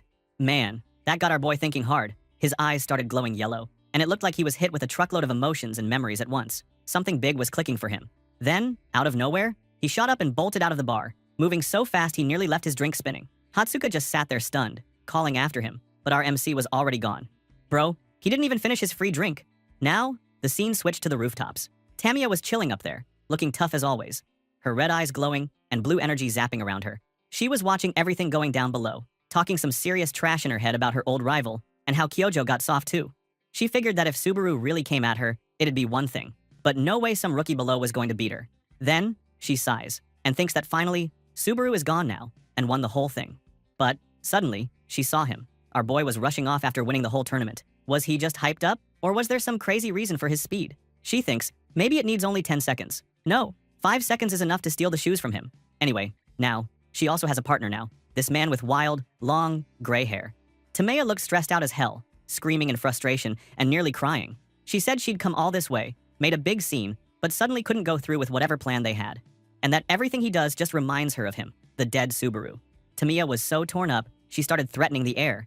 Like, if he joins Blue Zone, she's not chopping off his ankle, she's taking his neck. But you could tell her heart wasn't really in it. But deep down, she just wanted to talk to our boy face to face, tears in her eyes, wondering if meeting him would feel like seeing the real Subaru again. That hit pretty hard, dude. Meanwhile, Subaru was running through a huge, shiny hall, his mind racing. He realized he hadn't even thought about the most obvious thing. Maybe the legendary shoes were just bait to draw out members of Blue Eyes, the old guild. And Reina, who's supposed to be some infiltration expert, was probably here to take back Toshia's shoes. It'd explain why she deliberately hid her presence. Now, she sensed Shiyu's mana from the ice flowers, and someone who could have been Reina was in today's tournament. And maybe, all 4 of them are still alive. But our hero forced himself to calm down, thinking things through. He guessed that if she was really here, she wouldn't just sit and watch someone else walk around in Toshia's legendary shoes.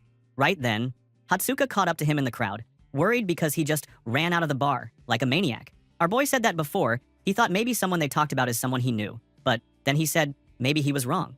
And, bro, this part was rough. Hatsuka looked at Subaru and, all serious, told him that he didn't really have any friends, especially not any female friends. Oof, you could almost hear the sad game show sound effect, because that one stung for our boy.